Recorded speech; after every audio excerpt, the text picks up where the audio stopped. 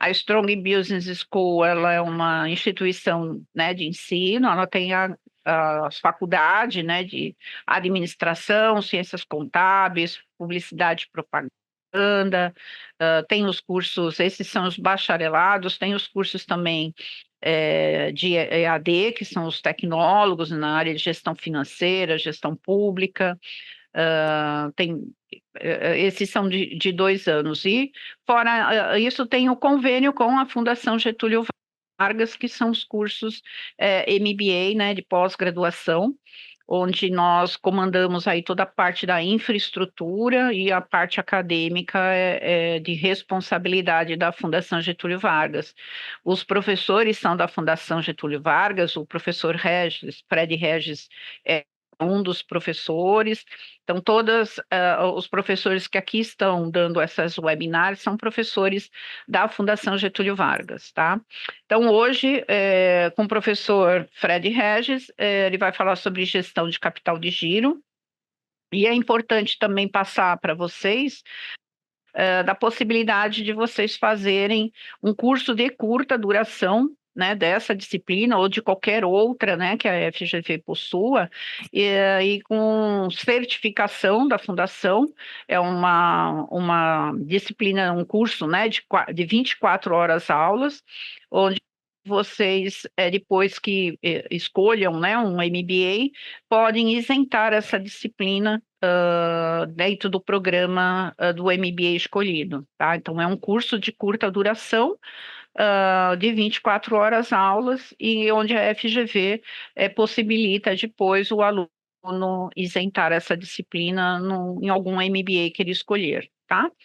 Bom, falar um pouquinho do currículo do professor, né? Um mini currículo. O professor Fred Regis é doutorando em administração pela Universidade Nacional de Misiones, na Argentina, mestre em controladoria, fez especialista em gestão empresarial pela Fundação Getúlio Vargas, em finanças empresariais também pela Universidade de São Paulo, a USP, finanças pela Escola de Comércio Álvares Penteado e controladoria pela Fundação Escola de Comércio Álvares Penteado também. É professor dos MBAs, né, da Fundação Getúlio Vargas, e sua experiência profissional inclui o cargo de gerente, controller, diretor de controladoria e diretor financeiro em empresas como o Banco Boston, Banco Sumitomo, entre outras empresas, tá? Então, vou passar agora ao professor Fred Regis, e tenho certeza que vocês vão aproveitar bastante, participar também, né, da aula com o professor, enquanto ele estiver explicando, vocês podem participar também, o professor vai falar um pouquinho aí sobre a dinâmica da aula, tá bom? Boa aula aí a todos. Legal. Boa noite a todos. É um prazer estar aqui com vocês para a gente estar falando de um tema tão importante, né, que é a parte de capital de giro. Então, eu queria colocar para vocês assim, fiquem à vontade, não tem dúvida, simples, complexo. A gente está aqui para estar trocando uma ideia. A gente tem um tempo não tão longo, né? A gente poderia ficar horas e horas falando aí de capital de giro, mas passar alguns conceitos importantes, quebrar alguns paradigmas. Então, fiquem bem à vontade, tá? Então, assim, vou começar aqui. Então, qualquer coisa que surgir, Valdeci, Vinícius, Fernando, Wilson, fique à vontade aí, Fabrício, todo mundo aí para estar interagindo, tá bom? Para a gente trocar algumas ideias para ser uma coisa bem dinâmica. Mas o que eu queria comentar com vocês primeiro, depois eu vou trazer umas estatísticas e até trazer algumas empresas, até umas empresas do passado e situações recentes também de empresas que tiveram sérios problemas de capital de giro e ainda estão passando por isso, não é? Mas só para a gente começar um pouco aqui, deixa eu dar uma passada aqui para vocês. Então, nosso tema é gestão de capital de giro. E aí, só para pegar aqui, ó. Então, o que eu queria comentar com vocês, né? Só para a gente pegar, o capital de giro ele está envolvido o tempo todo, quer seja na nossa vida pessoal, quer seja na empresa. Mas não sei aqui, só para fazer algumas perguntinhas para vocês, você já se percebeu no fim do mês sem dinheiro para poder pagar as suas contas? Tendo que deixar algum pagamento para o próximo mês? Quem de Não. repente que já não, né? Quem que não passou por uma situação dessa, né? A gente fala que é ser na nossa vida pessoal na empresa. É interessante, Ingrid, que tem uma frase do Zé Cabaleiro que ele fala: pior que o final do mundo é o final do mês, né? Para saber se vai dar certo as contas, a gente vai ter que estar conseguindo pagar, não é? Ou Verdade. você já ouviu, né? Ou você já ouviu alguma vez alguém que tem uma empresa dizer que não tem capital de giro? Isso é uma situação corriqueira nos dias atuais para a maioria das pessoas. Então, mas nós entendemos o que é capital de giro? Porque às vezes a gente tem até uma noção do que é, mas por que que muitas empresas quebram? Se nós pararmos para ver, de 70 a 80% das empresas que quebram, quebram na administração do capital de giro. E muitas empresas acabam quebrando antes do primeiro ano de vida. Então, isso é um dado alarmante, não é? Porque normalmente a gente monta, às vezes, um negócio, e você fala assim: a gente monta um negócio, tem uma ideia maravilhosa, e a gente acha que amanhã já vai estar cheio de cliente na nossa porta. E não é verdade. Então, a gente tem que ter um capital de giro para manter essa operação, né? O senhor talvez até vai ter que, assim, pagar funcionários, se é um imóvel alugado, é conta de energia, de água, até a coisa começar a girar, não é? Então, por isso que muitas empresas acabam quebrando. Mas vamos dar uma passadinha aqui para a gente pegar alguns conceitos, ó. Então a gente fala, ó, capital de giro. Capital de giro é aquilo que eu preciso para deixar meu negócio funcionando, né? Para manter ele girando, né? A gente chama também de capital de trabalho, né? Mas é aquilo que eu preciso de dinheiro para conseguir honrar com meus compromissos, né? Para a empresa estar girando. Então, eu preciso ter dinheiro para pagar minhas despesas operacionais, salário dos funcionários, se é um imóvel alugado, conta de água, conta de luz, telefone, pagar custos financeiros, pagar a parte dos impostos, né, que no nosso país é uma carga muito elevada, né, então é bastante complicado. Se eu vou fazer investimento, vou comprar maquinário, comprar computador, eu tenho que ter dinheiro para isso. Então, ou seja, eu preciso dar manutenção na minha estrutura, não é? Então, eu tenho esse capital de giro para deixar meu negócio funcionando, tá? Então, vamos lá. Um exemplo que eu queria colocar para vocês aqui. Então, por exemplo, uma empresa comercializa mercadorias e precisa de capital para financiar a aquisição de estoques. Caso a venda seja feita a prazo, ela terá que pagar primeiro pelo estoque para depois receber pela venda. Ou seja, durante esse intervalo de tempo, ela precisa de capital de giro, não é? Então, o que acontece muito isso, que às vezes a gente compra alguma coisa, vou dar um exemplo, trabalhei em muitas indústrias que a gente importava muito produto, por exemplo, da China, da Coreia, e o pessoal não dava prazo para a gente. Então a gente tinha que pagar num prazo curto, aí chegava essa matéria-prima, até a gente transformar num produto acabado, vender, receber, demorava. Mas eu tinha que pagar o fornecedor antes, então a gente tem um problema sério de capital de giro. E é aí que muitas empresas acabam quebrando justamente nessa parte dos prazos, não é? Então, como que eu consigo financiar a minha operação? A gente vai falar um pouquinho disso mais para frente. Outra coisa que eu queria comentar, esse conceito de capital de giro é um conceito muito antigo. Esse conceito já vem desde os antigos mascates e Yankees. Olha que interessante, né? Muitos anos atrás. Então, quando a gente olha nessa figura, o que que eles tinham, né? Os mascates e Yankees aqui, Eduardo? Eles tinham as carroças e os cavalos, é o que a gente chama que eram os ativos deles, né? O ativo imobilizado. O que que é um ativo imobilizado? A empresa tem computador, ela tem prédio, tem maquinário, tem carro, tudo isso é um ativo imobilizado. Então, eles tinham esses ativos imobilizados, que eram as carroças e o cavalo, mas eles precisavam de dinheiro para comprar mercadoria. Então, é como se na época os bancos financiassem a aquisição dessa mercadoria. Então, ou seja, eles percorriam grandes distâncias, não é? Eles conseguiam esse capital de giro para comprar mercadoria, e quando eles chegavam no final do percurso, eles já tinham que estar pagando para conseguir mais dinheiro para comprar mais mercadoria. Então, essa é a origem do capital de giro que já vem desde longos tempos aí para trás, tá?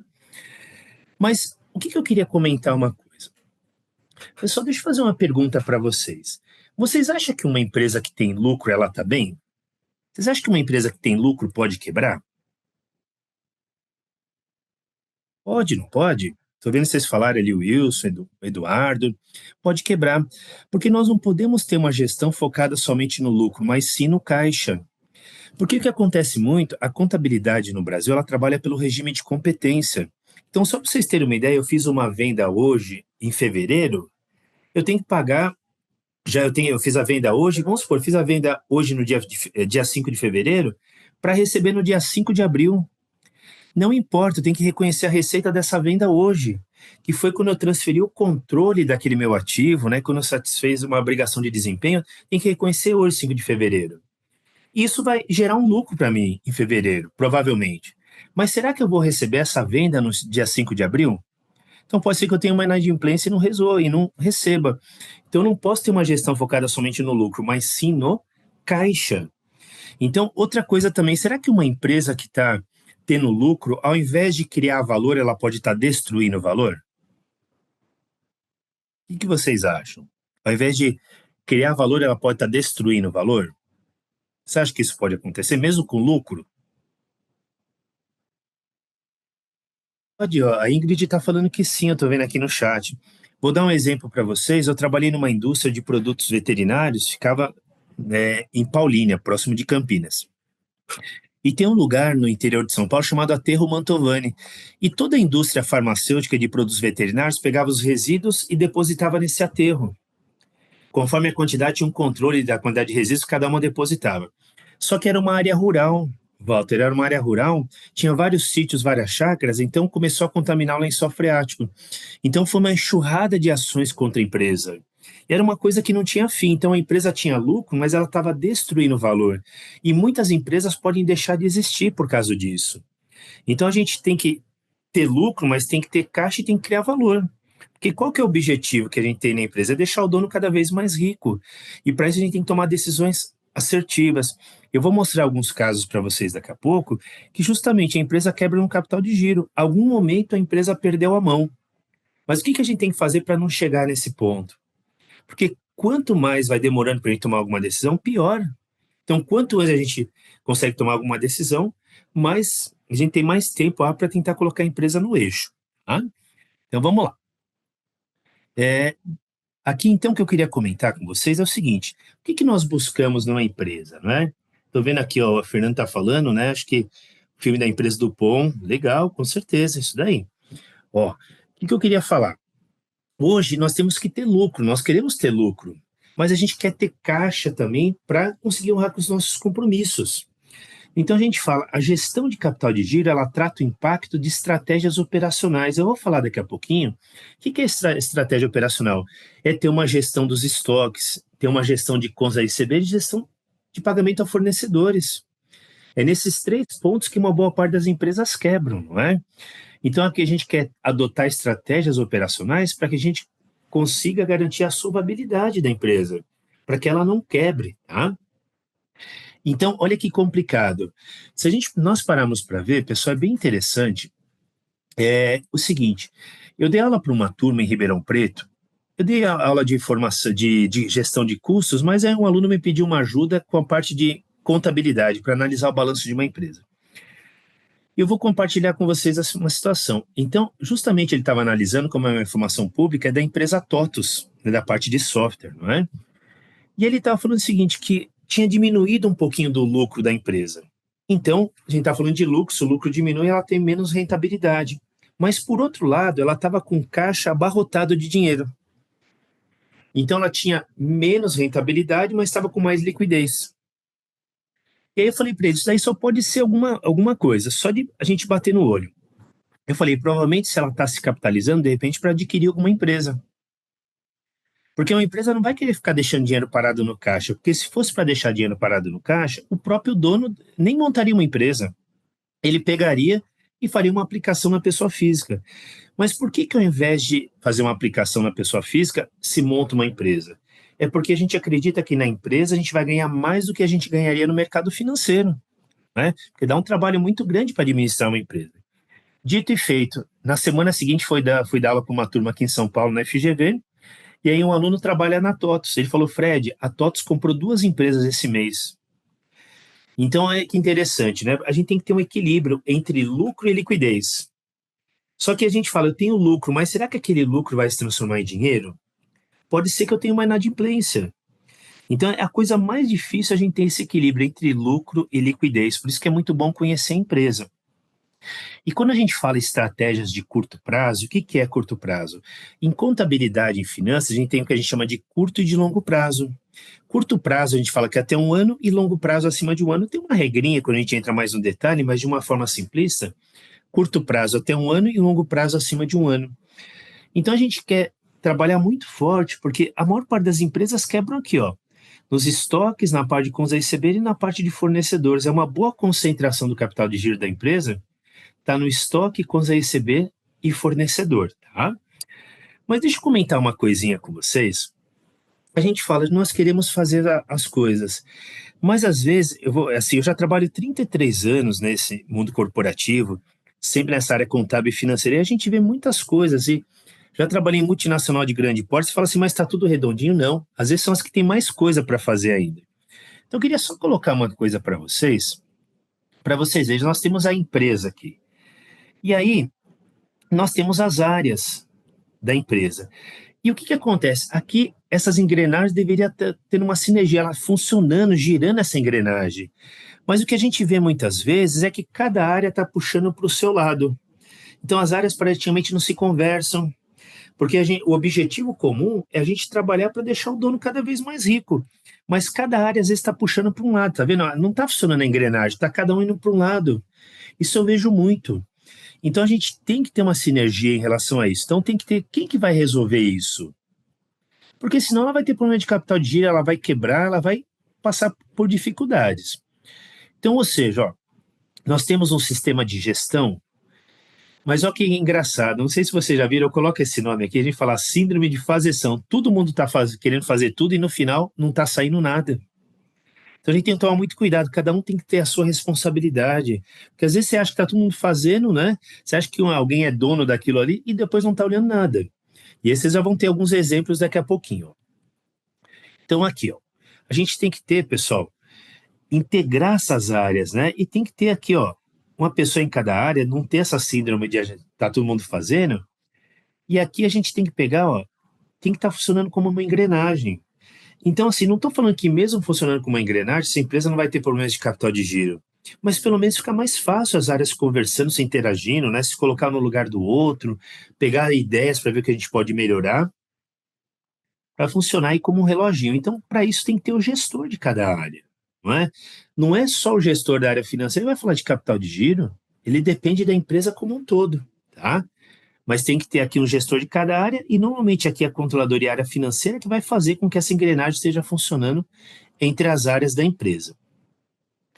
Aqui aí vamos colocar metas, indicadores, planos, né? Tem vários indicadores econômicos e financeiros que nós conseguimos monitorar como que está aí na saúde financeira e econômica da empresa.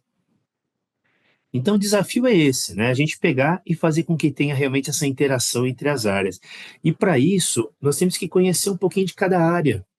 Não é? E que nem quando eu fiz o MBA na FGV, muitos anos atrás, já estou dando aula há 21 anos, eu fiz de gestão empresarial para sair um pouco da minha área.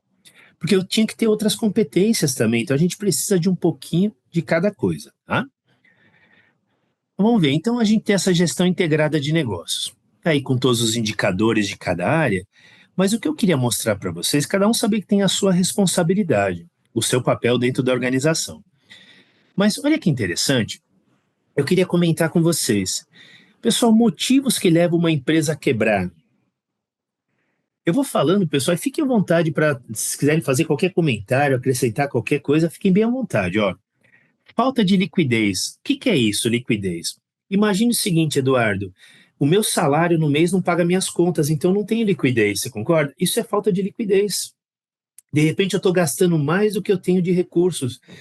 Então, perdão, eu não tenho liquidez. Desalinhamento entre recebimentos e pagamentos. Porque, que nem eu falei, eu fiz uma venda agora em fevereiro para receber em abril. Mas eu tenho que pagar o salário dos funcionários em fevereiro. Mas como que eu pago o salário se eu vou receber em abril? Então a gente tem que tentar alinhar. Então a área financeira é bastante importante, a área contábil e financeira tem que conversar. Porque numa empresa nós temos duas áreas, nós temos a área contábil e a área financeira, cada um tem a sua responsabilidade. A função da área contábil é registrar as transações no momento que elas estão acontecendo, independente da liquidação financeira. Já o financeiro está preocupado com pagamento, recebimento, com fluxo de caixa, tesouraria. Outra coisa, pessoal, endividamento elevado. Vou dar alguns exemplos para vocês na sequência. Isso daqui começa a se tornar uma bola de neve. E aí precisa tomar muito cuidado, né? Vocês vão ver, ó, seria isso mesmo, né? Insolvência, né? A gente fala insolvência. A empresa começa a caminhar para insolvência.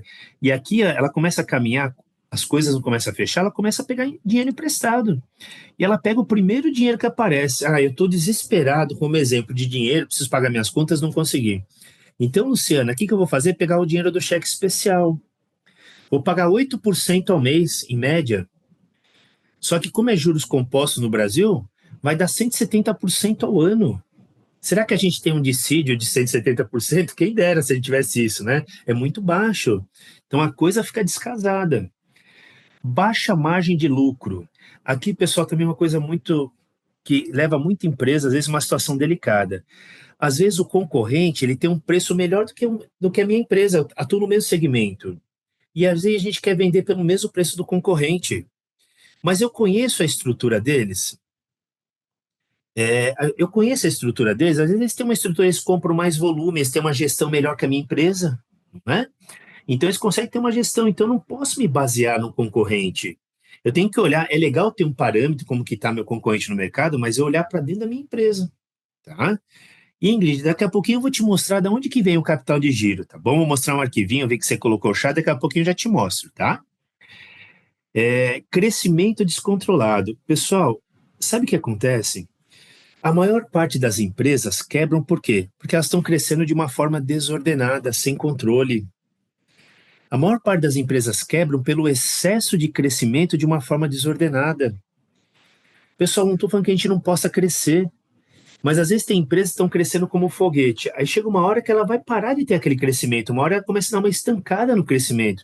E a empresa acredita que ela vai continuar sempre crescendo naquele patamar. Então tem que tomar um pouquinho de cuidado.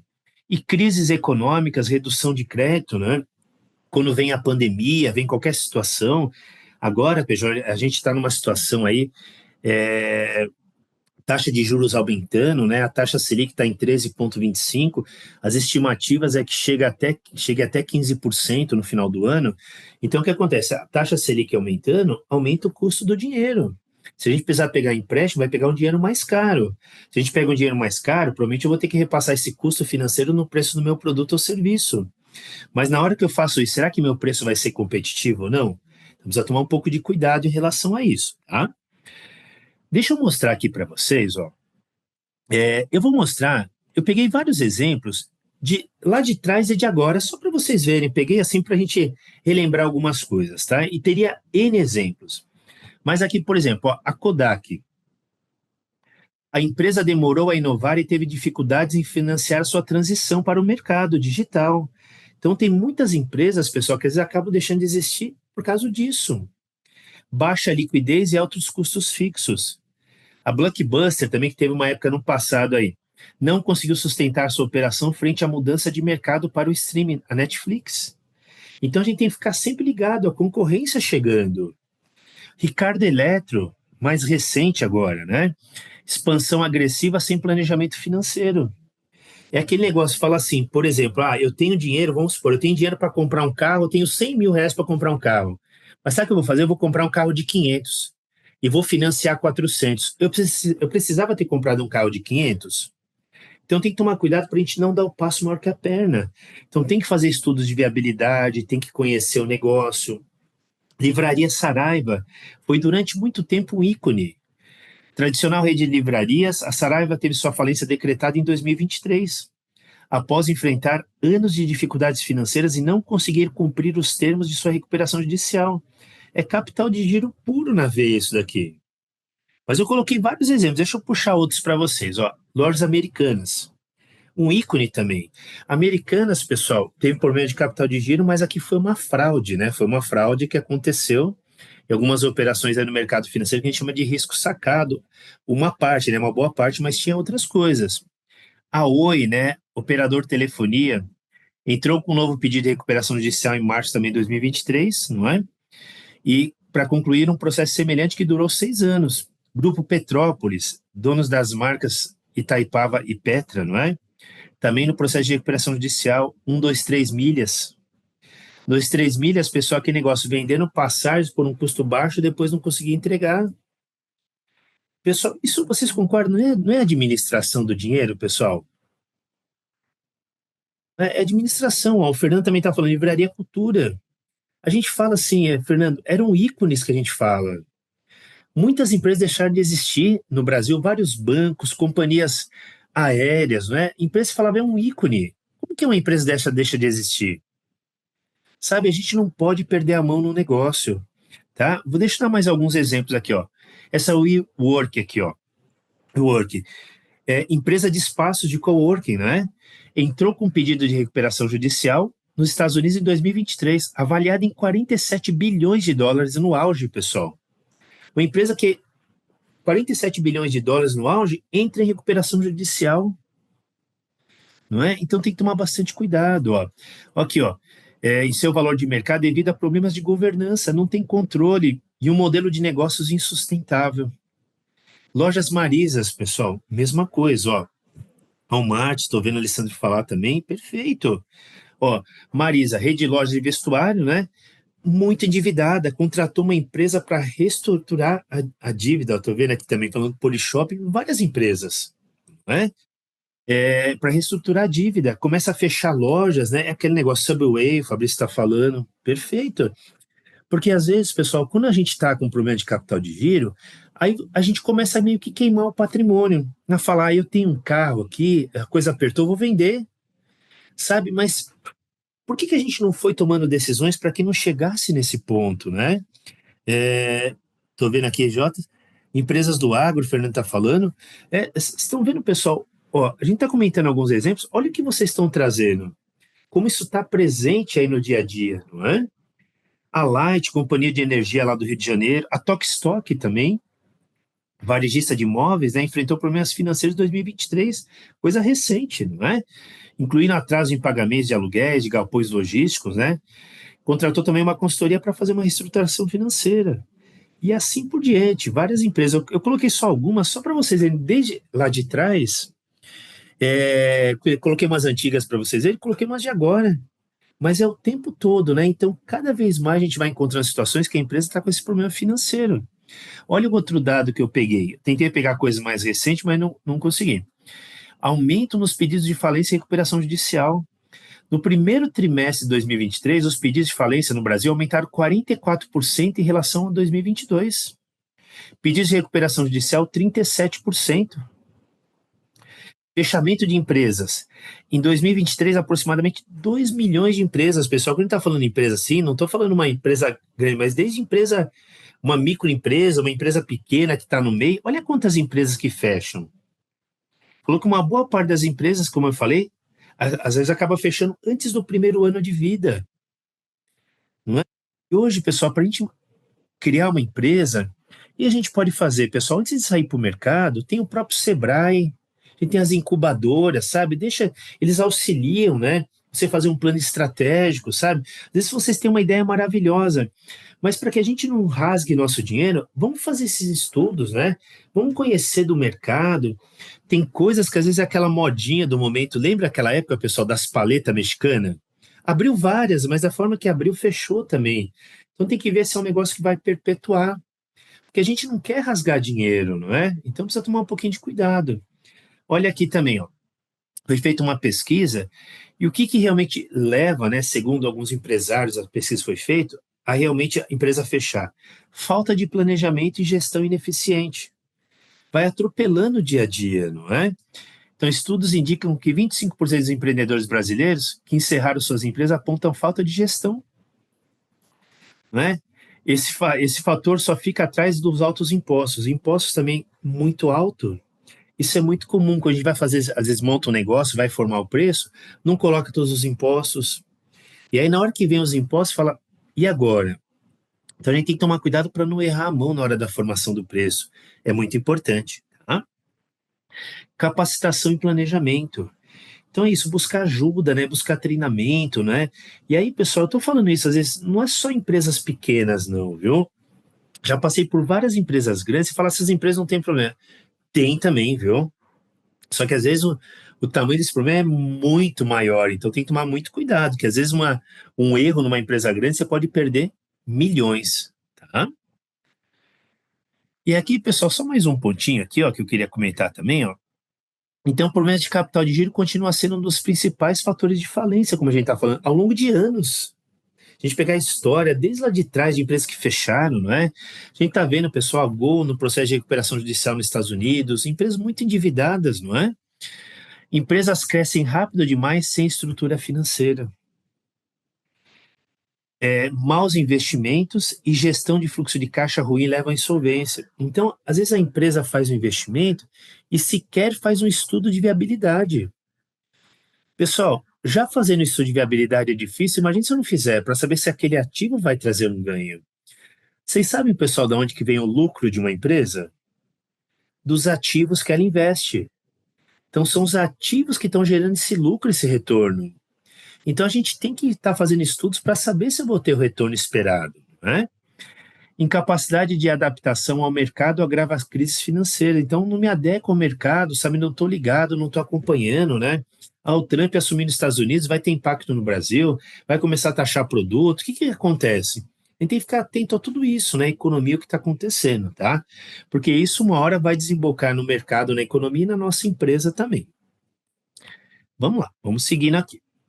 Ó, então, o que eu queria comentar? A contabilidade, pessoal, ela é uma peça fundamental quando a gente fala de capital de giro.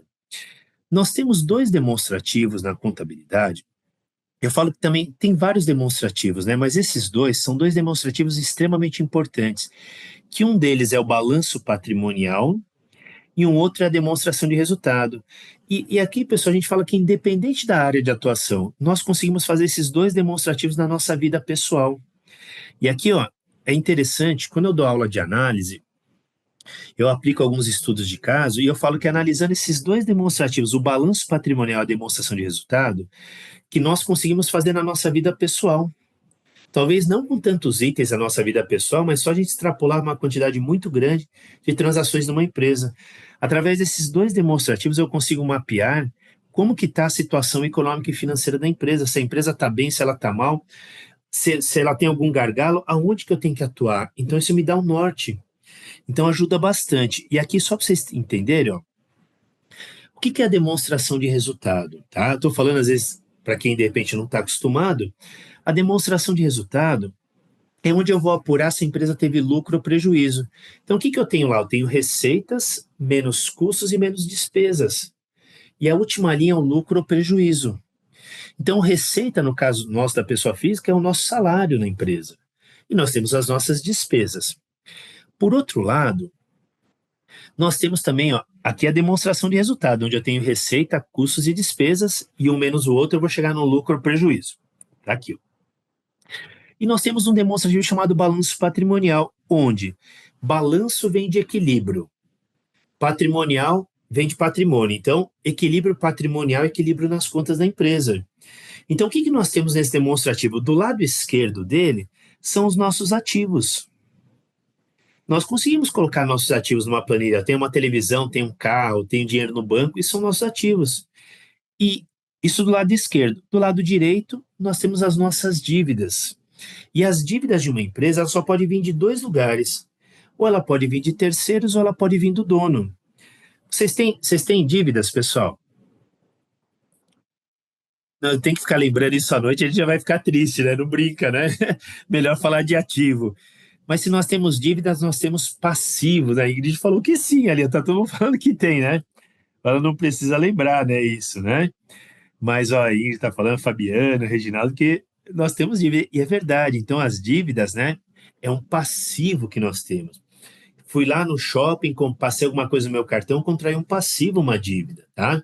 Então, o passivo é uma obrigação presente com vencimento futuro. Então, as dívidas da empresa que estão nesse lado direito aqui só pode vir de dois lugares. Ou ela pode vir de terceiros, que é um passivo, ou ela pode vir do dono. Um erro bastante comum também, pessoal, que eu queria comentar, isso acontece muito. Então, ou seja, empresas familiares, se mistura muito a figura do CPF com o CNPJ, sem fazer nenhuma crítica, tá? Mas tem que tomar cuidado, a gente tem que segregar isso, né? Porque o CNPJ tem uma dívida para com o CPF, né? Então, a dívida pode vir desses dois lugares. E olha que interessante, a gente sempre fala que dívidas, independente se é com terceiros ou com dono, são origens de recursos. E ativos são aplicações de recursos. Então, o que nós falamos? Que para cada origem eu tenho sempre uma aplicação. Isso é um conceito poderosíssimo, né, nesse mundo corporativo. A gente fala no nosso caso, Wilson, o seu salário é uma origem de recurso. Você está aplicando aonde? Você foi no supermercado, você comprou uma roupa, você deu entrada num carro, você está tendo origens e aplicações o tempo todo. Então, será que nós estamos dando uma boa destinação para essa origem de recurso? Então, eu vou buscar a origem de recursos aqui do lado direito com terceiros e com dono e vou aplicar nos ativos. Então, se eu buscar um recurso com prazo mais estendido, com uma taxa de juros mais reduzida, e será que eu fiz um estudo de viabilidade para investir naqueles ativos que vão trazer o maior retorno possível? É isso que a gente tem que buscar, tá? É isso que a gente tem que buscar o tempo todo. Aqui, ó, eu coloquei só um exemplo para vocês, ó. Tudo que a gente trabalha nos ativos aqui da empresa e nas dívidas, tudo que acontece aqui, ele vai ter impacto no resultado da empresa. E se montou uma empresa, o dono injetou um recurso ali e ele quer ganhar em cima disso. Então, será que aquele lucro que está sendo gerado está remunerando o capital que o dono investiu? É isso que a gente tem que estar buscando, né?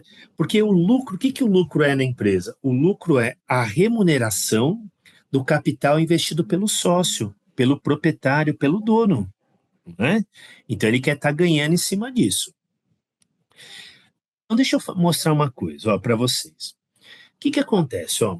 Lembra que eu falei, pessoal? Então tem um demonstrativo chamado balanço patrimonial. Do lado esquerdo são os ativos e do lado direito as dívidas. As dívidas podem vir de dois lugares. Tá vendo essa palavrinha passivo aqui, pessoal? Passivo são dívidas que a empresa tem com terceiros. Quando eu falo passivo circulante, são aquelas dívidas que a empresa tem com vencimento até um ano. E circulante é aquele que vai circular mais rápido, que eu vou pagar mais rápido, e esse pagar mais rápido até um ano. Já o passivo não circulante são dívidas também com terceiros acima de um ano. Então, na contabilidade só tem curto e longo prazo. Curto é até um ano e longo prazo acima de um ano. Então, eu posso ter dívidas com terceiros para pagar até um ano e acima de um ano. E eu tenho a dívida com o dono também, que é o que a gente chama de patrimônio líquido ou capital próprio. Então, como a dívida só pode vir de terceiros ou do dono, se eu somar todas essas minhas dívidas aqui, pessoal, o total é o que a gente chama de estrutura de capital de uma empresa. Lembra que as dívidas são origens? Então, onde que eu estou buscando essas origens para financiar minha operação? Com terceiros ou com dono? E quando eu falo de buscar essas origens, são decisões de financiamento. Quem vai financiar? Porque se a gente parar para ver, vamos imaginar uma situação. Por exemplo, pessoal, eu comprei uma televisão, passei no cartão de crédito. Vamos supor, passei lá R$ 3.000. Vocês concordam? Se eu passei no cartão de crédito, é que eu não tenho dinheiro hoje. Então, alguém está financiando a minha compra hoje para eu pagar depois. Não é uma origem de recursos, pessoal? Vocês concordam? Quando eu comprei alguma coisa, passei no meu cartão, estou tendo uma origem de recurso, eu não paguei ainda. Então, alguém está financiando a minha compra naquele momento, para que eu possa pagar depois. Então, estou tendo uma origem de recurso para adquirir aquela televisão. Tá? Então, a gente fala que as dívidas são nossas decisões de financiamento. E agora aqui os ativos, decisão de investimento. Então eu busco origens aqui, decisão de financiamento de terceiros e com o dono, para aplicar nos meus ativos. Então será que eu estou buscando o dinheiro certo com terceiros ou com dono? Com prazo mais estendido, taxa de juros reduzida? E será que eu estou fazendo um estudo de viabilidade para investir nos ativos corretos? Isso é questão de sobrevivência da empresa. Tá? A gente vê um pouquinho. Então, mesma coisa, ó. Se a gente parar para ver aqui, ó, decisões de financiamento, as dívidas aqui, e decisões de investimento. Então, se eu conseguir, pessoal, buscar a origem certa e aplicar no ativo certo, o que vai acontecer? Isso daí vai trazer resultado para a gente. Estou vendo o Eduardo aqui, ele colocou, ó, trabalhei em uma empresa que tem uma margem muito boa e tinha caixa e optou, deixa eu pegar só aqui, rapidinho, para continuar a mensagem. Tinha caixa e optou por buscar capital no mercado para construir mais uma fábrica, mas para uma questão estratégica para obter ganho do imposto de renda. Eduardo, deixa eu comentar uma coisa, e eu queria fazer um comentário com vocês. Queria fazer uma perguntinha. Pessoal, quando eu pego dinheiro emprestado com o banco, ele é de graça? Ele tem um custo. Agora, quando o dono da empresa injeta recurso na empresa, esse dinheiro é de graça? E não. ele tem um custo. Qual o dinheiro que vocês acham que é mais caro, do banco ou do dono?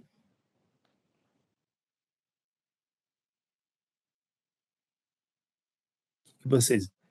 Ó, eu tô vendo aqui, ó, eu vi alguns comentários, o dinheiro do dono é mais caro, pessoal. Do dono, tô vendo o Walter falar ali. O do dono, sabe por quê? Deixa eu comentar com vocês. A gente sempre imagina que o dinheiro do banco é mais caro, mas de acordo com a teoria de finanças, o dinheiro do dono é mais caro por quê? Vamos supor que vocês têm R$ 1 milhão para montar uma empresa. Vocês têm 1 milhão na mão, você pode fazer várias coisas. Vocês não podiam colocar esse R$ 1 milhão na poupança? Pode colocar, não pode? Não exige um esforço grande nosso para colocar o dinheiro na poupança, é só transferir da conta corrente para a poupança. Então, provavelmente, eu não vou, se não exige um esforço grande, não vou ganhar muito. Mas a gente poderia colocar esse R$ 1 milhão em ações. Eu posso ganhar muito dinheiro, como eu posso perder muito dinheiro também. Então, entre colocar o dinheiro na poupança e colocar em ações, tem uma variável aí. Essa variável é o risco, é a incerteza. Só que vocês falaram, eu não quero nem colocar o dinheiro na poupança e nem em ações, eu quero montar uma empresa. Então, quando nós montamos uma empresa, o céu é o limite, eu posso ganhar muito dinheiro, como eu posso perder tudo. Agora, quando eu vou no banco pegar um empréstimo, o que o banco pede para minha empresa? Garantias. Ela fala assim, tá bom, você quer um empréstimo? Você tem aquele imóvel? Me dá aquele imóvel como garantia. Então, se eu não pagar, o banco me executa e pega imóvel para ele. Então, se a gente colocar numa balança, qual o risco que é maior, o do banco ou do dono? O que vocês acham? Qual o risco que é maior, do banco ou do dono? O banco limita a perda dele, não limita? Se a empresa não pagar, ele vai lá e executa, né, Luciano? E pega o imóvel para ele. Já o dono, ele pode perder tudo. Então, a gente fala, de acordo com a teoria de finanças, que o dinheiro do dono é mais caro porque o risco dele é maior. Então, ele embute esse risco no custo do dinheiro dele. E outra coisa, lembra que eu falei que a empresa tem dívidas com terceiros e com o dono? De acordo com o Código Civil brasileiro, se a empresa entrar no processo de recuperação judicial, ela tem que assim, ter uma sequência de quem ela tem que pagar primeiro. Mas primeiro as dívidas com terceiros e o dono é o último da fila. Então paga-se todo mundo, se é que vai sobrar alguma coisa para ele. Então o risco dele é muito maior. Então ele embute isso no custo do dinheiro dele, tá? Para vocês terem uma ideia. Então, assim, tudo depende também do custo de oportunidade, onde que o dinheiro está, para onde que ele vai. Mas de acordo com a teoria de finanças, o dinheiro do dono é mais caro porque o risco dele é maior, tá? Agora, deixa eu comentar uma coisa com vocês, ó. O que acontece? Gente, eu falei alguns conceitos fundamentais aí de capital de giro, mas aqui eu queria comentar uma coisa com vocês, ó. Nós temos alguns indicadores que nós calculamos através do balanço que eu falei para vocês, patrimonial da DRE. Tá vendo que tem um indicador aqui, pessoal, de capital de giro chamado CCL. CCL é capital circulante líquido.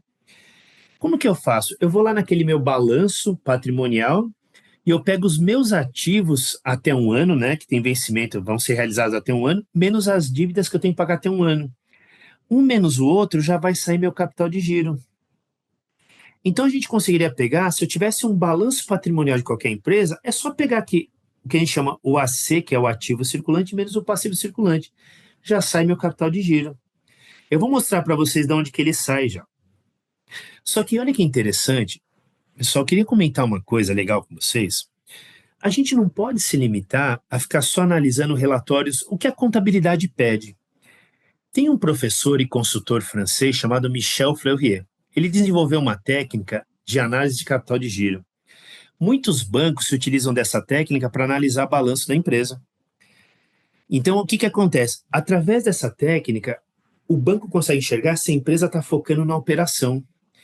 E aí, ele tem até um livro, né? Ele é um professor e consultor francês, Administração de Capital de Giro, é bem legal. Então, essa técnica, a gente começa a entrar para saber como que a empresa está performando na operação dela. Então, é uma coisa muito legal. Então, olha que interessante, ó. Deixa eu mostrar aqui, daqui a pouco vocês vão ver melhor. Quando eu olho o meu balanço, para atender a contabilidade do dia a dia, vamos chamar de societário, vamos chamar o balanço societário. Aí o que acontece? Lá eu tenho ativos, né, circulantes, que são aqueles ativos que vão se realizar até um ano, e tenho passivos circulantes. Só que dentro desses ativos, o que eu tenho? Eu tenho tanto ativos financeiros Por exemplo, o que é um ativo financeiro? Dinheiro no banco é um ativo financeiro. A aplicação financeira é um dinheiro. É um ativo financeiro? Como eu tenho ativos operacionais, um estoque, uma duplicata, isso é um ativo operacional. Então eu pego esse ativo circulante que está tudo junto ali e eu começo a desmembrar ele em ativos financeiros e ativos operacionais. Eu pego esses passivos aqui, o que é um passivo financeiro? O empréstimo com o banco é um passivo financeiro. Já um fornecedor é um passivo operacional. Então eu desmembro aqui também. E só para perguntar para vocês, pessoal, onde que uma empresa tem que ganhar dinheiro? É na parte financeira? Não. Ela tem que ganhar dinheiro na operação, que é aquilo que onde ela tem know-how e expertise. Então, nesse modelo, agora eu começo a segregar para saber se a empresa está tendo foco na operação. Né? E é muito importante, tá? E aí, também tem o que chama de saldo de tesouraria. Saldo de tesouraria é quando ou estou com mais dinheiro aplicado, ou estou com dinheiro, estou com muito empréstimo. Mas vocês já vão ver daqui a pouquinho. Então, quando a gente começa, a primeira coisa é fazer um diagnóstico financeiro. Ou seja, análise e dimensionamento do capital de giro. Como que está o capital de giro dessa empresa? Ela está bem, ela está mal? Então, vamos lá. Opa, perdão. Olha que interessante, pessoal. Quando a gente pega aqui, só para vocês terem uma ideia, e aqui, Ingrid, que você tinha me comentado, você tinha perguntado aquela hora, que eu vou te mostrar agora. Esse daqui, lembra, pessoal, que eu falei que nós temos um demonstrativo chamado balanço patrimonial? Então, sempre o lado esquerdo vão ser os ativos. Isso no mundo todo, tá? No mundo todo, tá? E no lado direito são as dívidas. Então, se eu tiver, por exemplo, aqui, ó, se eu tiver 1 milhão de ativos, o pessoal pode ligar o áudio aí, tá? Fazer pergunta, interagir, fiquem bem à vontade. Não precisa colocar só no chat, não. Fiquem bem à vontade que a gente vai interagindo, tá? Não tem certo e errado aqui para a gente estar aprendendo juntos aqui. Então, se eu tivesse, por exemplo, o total dos ativos 1 milhão, eu vou ter que ter 1 milhão total de dívidas. Então, a gente fala balanço patrimonial está equilibrado, os dois lados vão estar iguais. E lembra que a gente falou, Walter, as dívidas são origens e os ativos são aplicações. Então, para cada origem, eu tenho sempre uma aplicação. Então, o que acontece? Lembra que a gente acabou de ver aqui, ó? Opa, perdão, aqui. Deixa eu só voltar. Como que eu faço para calcular esse CCL, que é o capital circulante líquido, que é o capital de giro da empresa? É pegar o ativo circulante menos o passivo. Olha aqui, ó. O ativo circulante não é esse? É pegar essa caixinha aqui menos essa. Um menos o outro vai ser meu capital de giro. Se a gente olhar em termos de área, nós temos uma técnica em contabilidade chamada de massas patrimoniais. Essa caixinha aqui, ó, essa caixa aqui, o ativo circulante, é maior que o passivo. Então a gente fala, dívidas são origens e ativos são aplicações. Vocês concordam que ativo, esse lado esquerdo e o lado direito são lados opostos? São lados opostos, um é dívida, um é ativo. Mas se eu vendesse esses ativos aqui, ó, esse pedaço, eu tenho toda essa parte, até o azul aqui. Essa área é maior que essa. Se eu vendesse essa partezinha aqui, eu conseguiria pagar essas minhas dívidas aqui. E ainda sobraria um pedaço aqui. Então, esse pedaço é meu capital de giro. Mas da onde que vem o capital de giro de uma empresa? Da onde que vem essa partezinha azul? Ela vem o seguinte, de nós buscarmos, e olha aqui, Ingrid, respondendo sua pergunta. Vem de nós buscarmos, tá vendo essa caixinha aqui embaixo?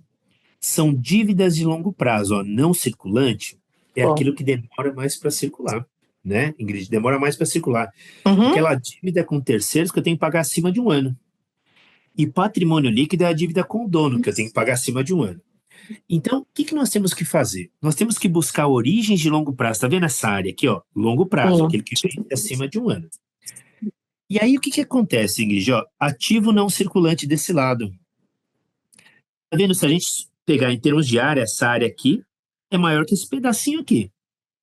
Então, eu consegui mais origens de longo prazo do que eu apliquei em ativos. Porque não seria correto a gente falar o seguinte, vamos construir uma fábrica nova, uma fábrica nova em Campinas, por exemplo. Essa fábrica vai ficar pronta em 2 anos. E nós pegamos um empréstimo para pagar para o banco em 6 meses. Está errado.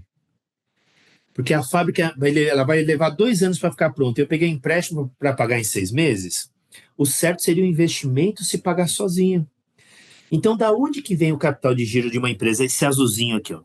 Vem de nós buscarmos origens de longo prazo, que essas origens de longo prazo cubram os investimentos de longo prazo.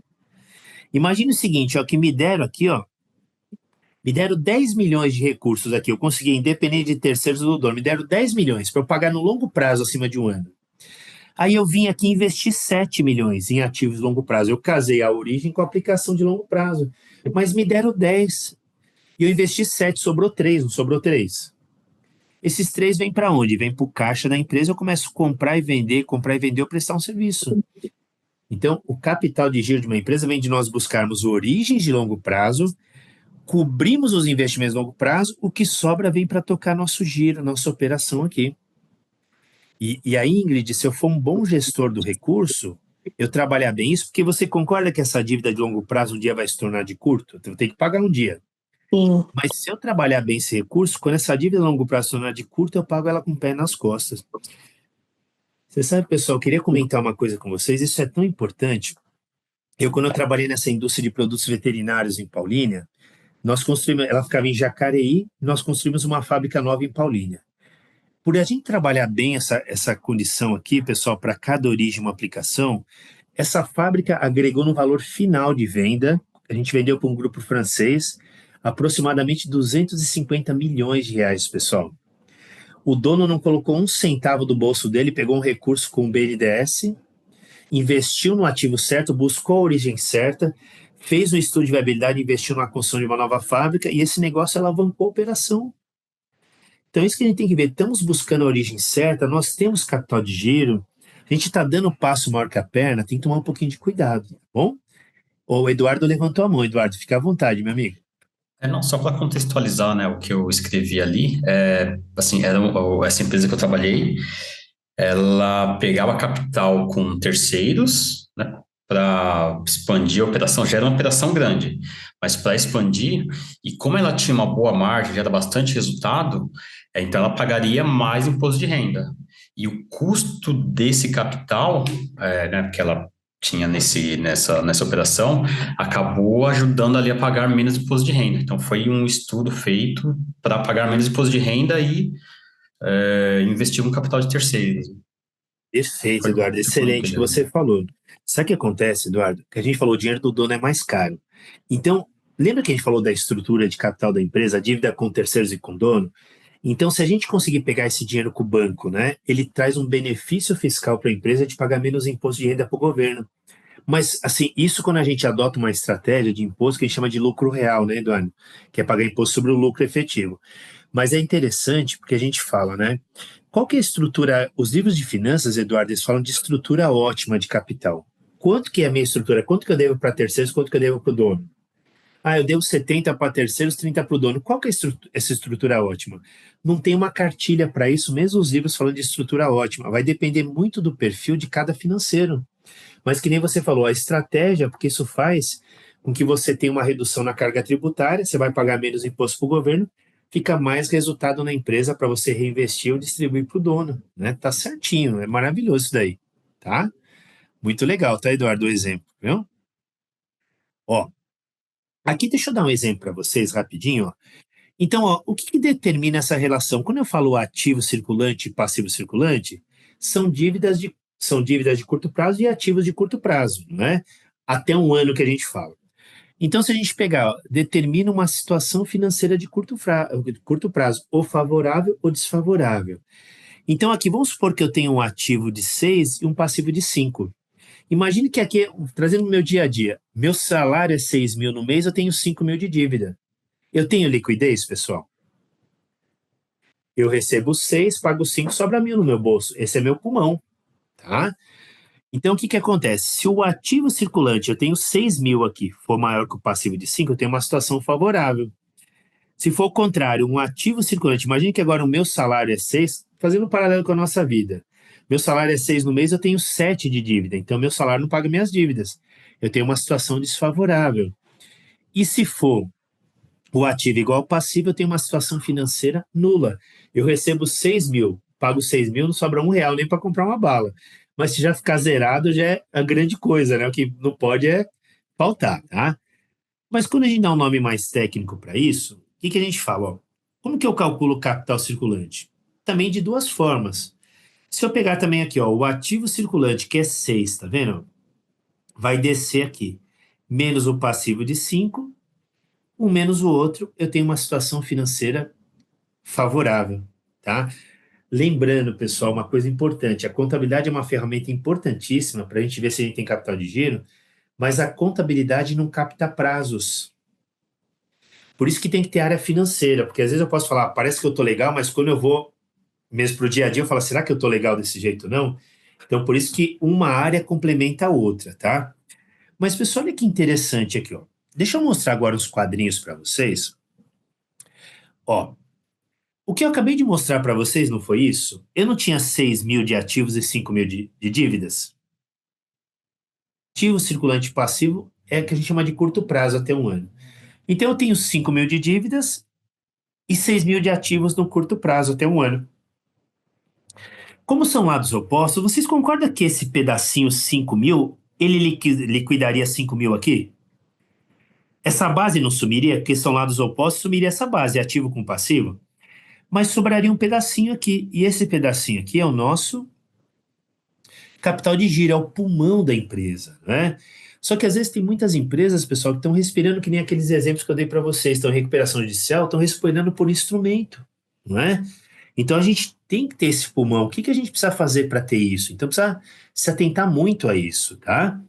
Então, ó, calculamos aqui uma situação financeira favorável. Só que eu vou fazer um complemento aqui para vocês, ó. Deixa eu mostrar aqui. Então, como que foi formado esse capital de giro dessa empresa? Ó, vou colocar aqui o mesmo quadrinho aqui, ó. O capital de giro não é 1.000 aqui, pessoal? Se a gente pegar 6 menos 5, o capital de giro não era 1.000? Da onde que vem esse 1.000? Lembra, o lado esquerdo são os ativos e o lado direito são as dívidas. O total, tanto do ativo quanto das dívidas, tem que ser o mesmo, tem que estar balanceado, por isso que chama de balanço. Então, da onde que veio esses 1.000 aqui? Aqui, ó. Lembra que eu acabei de falar para vocês, da onde que vem o capital de giro da empresa? De nós buscarmos origens de longo prazo. Esse PNC aqui é passivo não circulante, é tudo aquilo que a gente deve para terceiros. Não circulante é aquilo que demora mais para circular, demora mais para eu pagar. E PL é patrimônio líquido, a dívida com o dono. Então, essa caixinha aqui de origens, eu tenho 17. Só que eu investi quanto em ativos longo prazo? 16. Me deram 17 milhões na minha mão. Eu investi 16. Quanto que sobrou? Sobrou esse pedacinho. Se eu também eliminasse essa base aqui, não sobrou esse pedaço aqui? Me deram 17 milhões na minha mão, investi 16. Sobrou um. Para onde que esse um vai ir? Para cá, ó.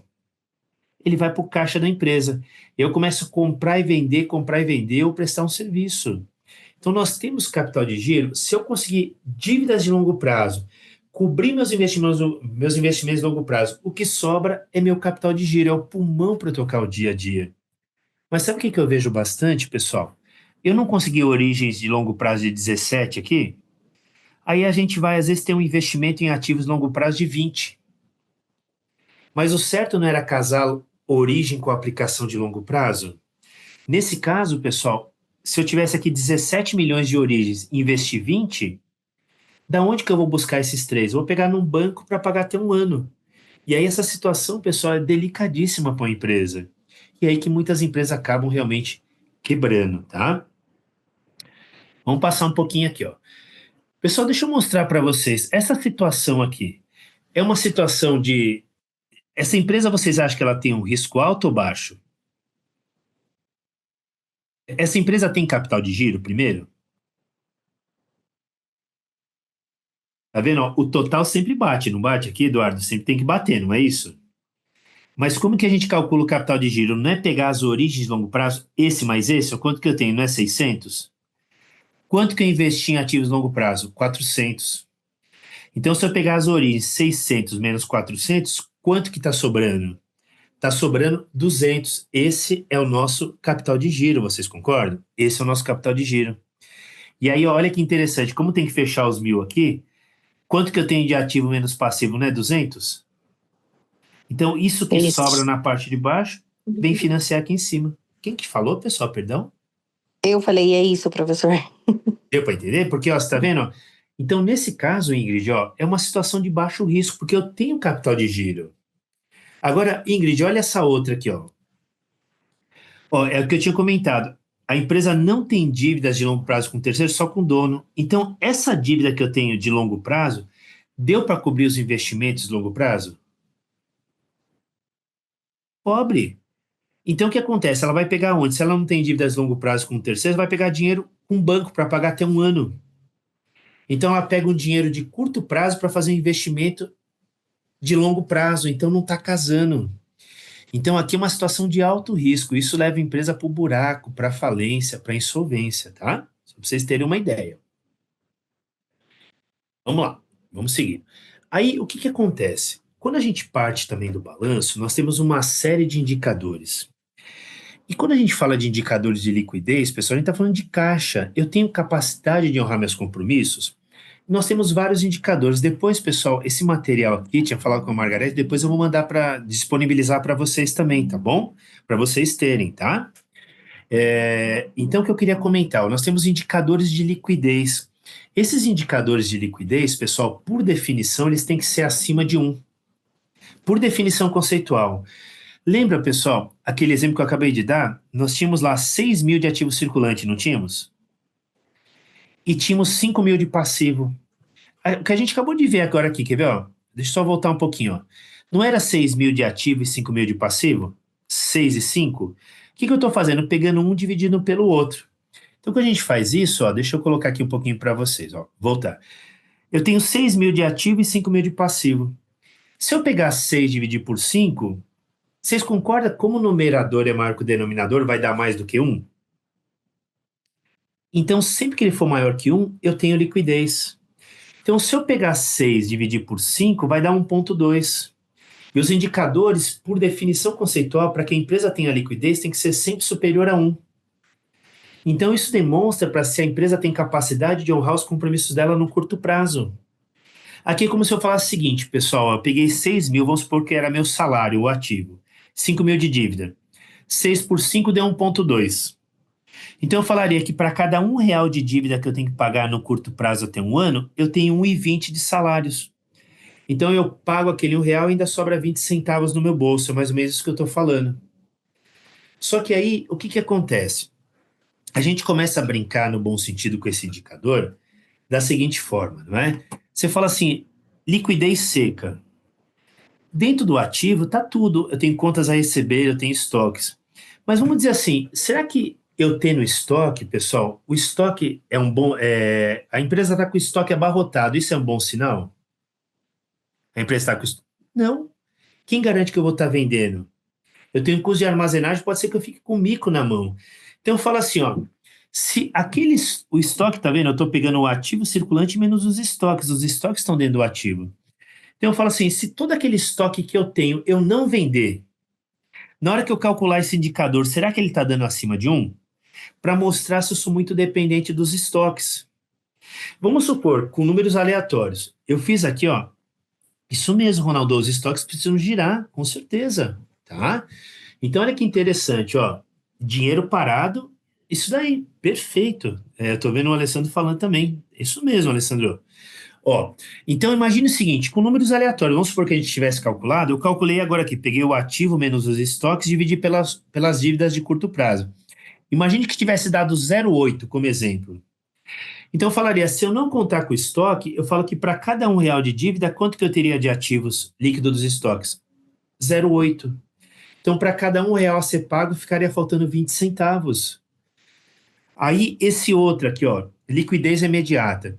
Se eu não receber minhas vendas, se eu não girar os estoques, eu tiver que pagar minhas dívidas só com o dinheiro no caixa, eu consigo? Então, a gente começa a destrinchar esse indicador para saber onde que estão os gargalos da empresa, tá? E aí a gente vê muita liquidez da empresa. Outra coisa, vocês têm necessidade de capital de giro, pessoal, aqui, vocês da turma? Vocês têm necessidade de capital de giro? Tempo todo, Eduardo. Tempo todo, vai, ó, tô vendo ali. Ailson, Wilson, estão falando ali, o tempo todo nós temos capital de giro. Ah, terminando aqui, eu quero pedir uma pizza, por exemplo. Eu tenho necessidade de capital de giro, não é? Tudo que a gente vai comprar. Só que a gente tem que tomar cuidado do seguinte, também, necessidade de capital de giro, quanto o negócio precisa dispor de capital para manter as operações girando. E aí, pessoal, que precisa tomar cuidado, que é aqui que as empresas quebram. Eu vou mostrar uma coisa para vocês agora, uma quebra de paradigma. A gente acha que é uma coisa e aí que as empresas acabam errando muito, tá? Então, vou mostrar um pouquinho aqui para frente, ó. O que que acontece? Da onde que vem a necessidade de capital de giro, pessoal? A empresa do tamanho vive. Tô vendo, ó. Isso daí, vale. Você está falando assim que a empresa ficar trocando títulos, é isso mesmo que acaba acontecendo, descontar duplicata, né? Deixa eu só pegar aqui o óculos, né? Vailson, né? Isso mesmo, a empresa vive trocar títulos no banco. Se a coisa não tem capital de giro, a gente começa a ter que ter uma alternativa para pagar as contas, que não pode deixar de pagar, não é? E sabe o que acontece, Vailson? Olha que interessante, ó. Da onde que vem a necessidade de capital de giro da empresa, ó? E, pessoal, só um pouquinho aqui. O que eu fiz aqui? Opa, deixa eu só maximizar de novo. Só vou compartilhar de novo, que eu apertei sem querer aqui, pessoal, deu um ESC, só vou compartilhar novamente, tá? Me perdoe. Rapidinho aqui.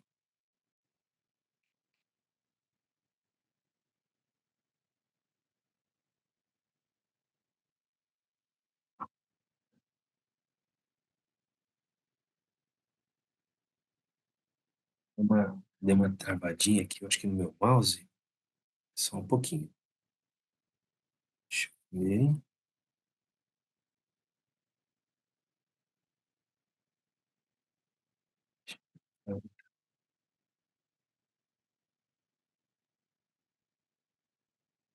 Só um pouquinho que eu não sei que deu uma travada aqui. Oi, professor, tá precisando de ajuda? Sabe o que acontece? Eu não estou conseguindo maximizar o slide. Ele saiu de repente, né? E agora eu tô só. Deixa eu Sabe quando? ver. Parece Enzo, que, tá aí, Enzo? parece que deu uma travada aqui no, Ih, no tô teu, aqui sim. o cursor, ele não tá indo, Vê se você sabe? consegue ajudar o professor. Agora foi, agora Mas, consegui. ah, Consegui, já foi. Agora voltou. Eu, sem querer, eu acho que eu esbarrei aqui no teclado, e aí alguma coisa que travou. Vamos ver se volta só para vocês aí. Voltou, não voltou? Voltou. Então tá bom, então vamos lá. Então o que eu queria comentar, pessoal, da onde que vem a necessidade de capital de giro? Quando eu dou aula de capital de giro, ela vem primeiro do nível de atividade, o volume de vendas. Então, de eu crescer minhas vendas, eu tenho necessidade para financiar aquele crescimento das vendas. E a outra parte, de onde ela vem, pessoal? Dos prazos que eu estou financiando, estou vendendo a prazo, vem o prazo que eu estou concedendo para o meu cliente, o meu estoque, a gestão do meu estoque, que nem vocês falaram se ele está parado ou não, e o prazo que eu vou pagar ao fornecedor. Então, a nossa necessidade de capital de giro vem dos prazos e do volume de vendas. É engraçado quando eu dou aula de capital de giro, eu aplico um estudo de caso e a gente, com dados reais, a gente começa a ver aonde que estão os gargalos, por que está crescendo a necessidade de capital de giro da empresa. E a gente começa a atuar. Porque eu já vou perguntar umas coisinhas para vocês me ajudarem aqui, ó. Só para a gente ver. Essa parte aqui eu vou passar, pessoal, que eu já expliquei lá do 1.2, tá? Ó. A gente tinha explicado. Ó, essa partezinha eu vou só passar porque eu já expliquei no slide anterior. O que que acontece, ó? Deixa eu comentar uma coisa. Olha a quebra de paradigma agora. Lembra que eu falei, pessoal, como que nós calculamos a nossa necessidade de capital de giro? Lembra que aqui, quando eu olho minha contabilidade societária no dia a dia, eu tenho lá ativo circulante, passivo circulante. Só que lembra que eu falei, quando eu vou para aquele modelo gerencial desse professor e consultor francês, eu segrego os meus ativos circulantes em dois tipos, né? Ativos financeiros, por exemplo, caixa é dinheiro, é um ativo financeiro, e ativos operacionais. Passivo, aqui circulante, eu segrego em passivo financeiro e passivo operacional. Mas como que eu calculo minha necessidade? Pegando os meus ativos operacionais menos os passivos. É aqui que está a minha operação. É aqui que está a minha operação. Aqui que sai a minha necessidade de capital de giro. E olha que interessante, eu vou dar alguns exemplos para vocês. Vocês vão ver que como é uma quebra de paradigma, pessoal. Pessoal, olha que interessante, me ajudem aqui, ó. Eu segreguei, né? Eu quero calcular a necessidade. Eu segreguei meu ativo societário da minha contabilidade do dia a dia, e ativo financeiro operacional, passivo financeiro operacional. E lembra, para eu calcular minha necessidade de capital de giro, é o ativo operacional menos o passivo. 500 menos 360, quanto que é a necessidade de capital de giro? 140. Vocês acham, pessoal, que isso é uma coisa boa ou ruim? Na opinião de vocês, o que vocês acham? Ter necessidade de capital de giro é uma coisa boa ou ruim? O que vocês acham aí? Tô vendo ali, é necessário, tô vendo aqui os comentários. A gente às vezes não tem como fugir, né? Mas sabe o que eu queria comentar, pessoal? A Ingrid tá falando boa. Do ponto de vista de capital de giro, não é boa, pessoal. Sabe por quê? Deixa eu comentar uma coisa, ó. Vamos olhar só como exemplo.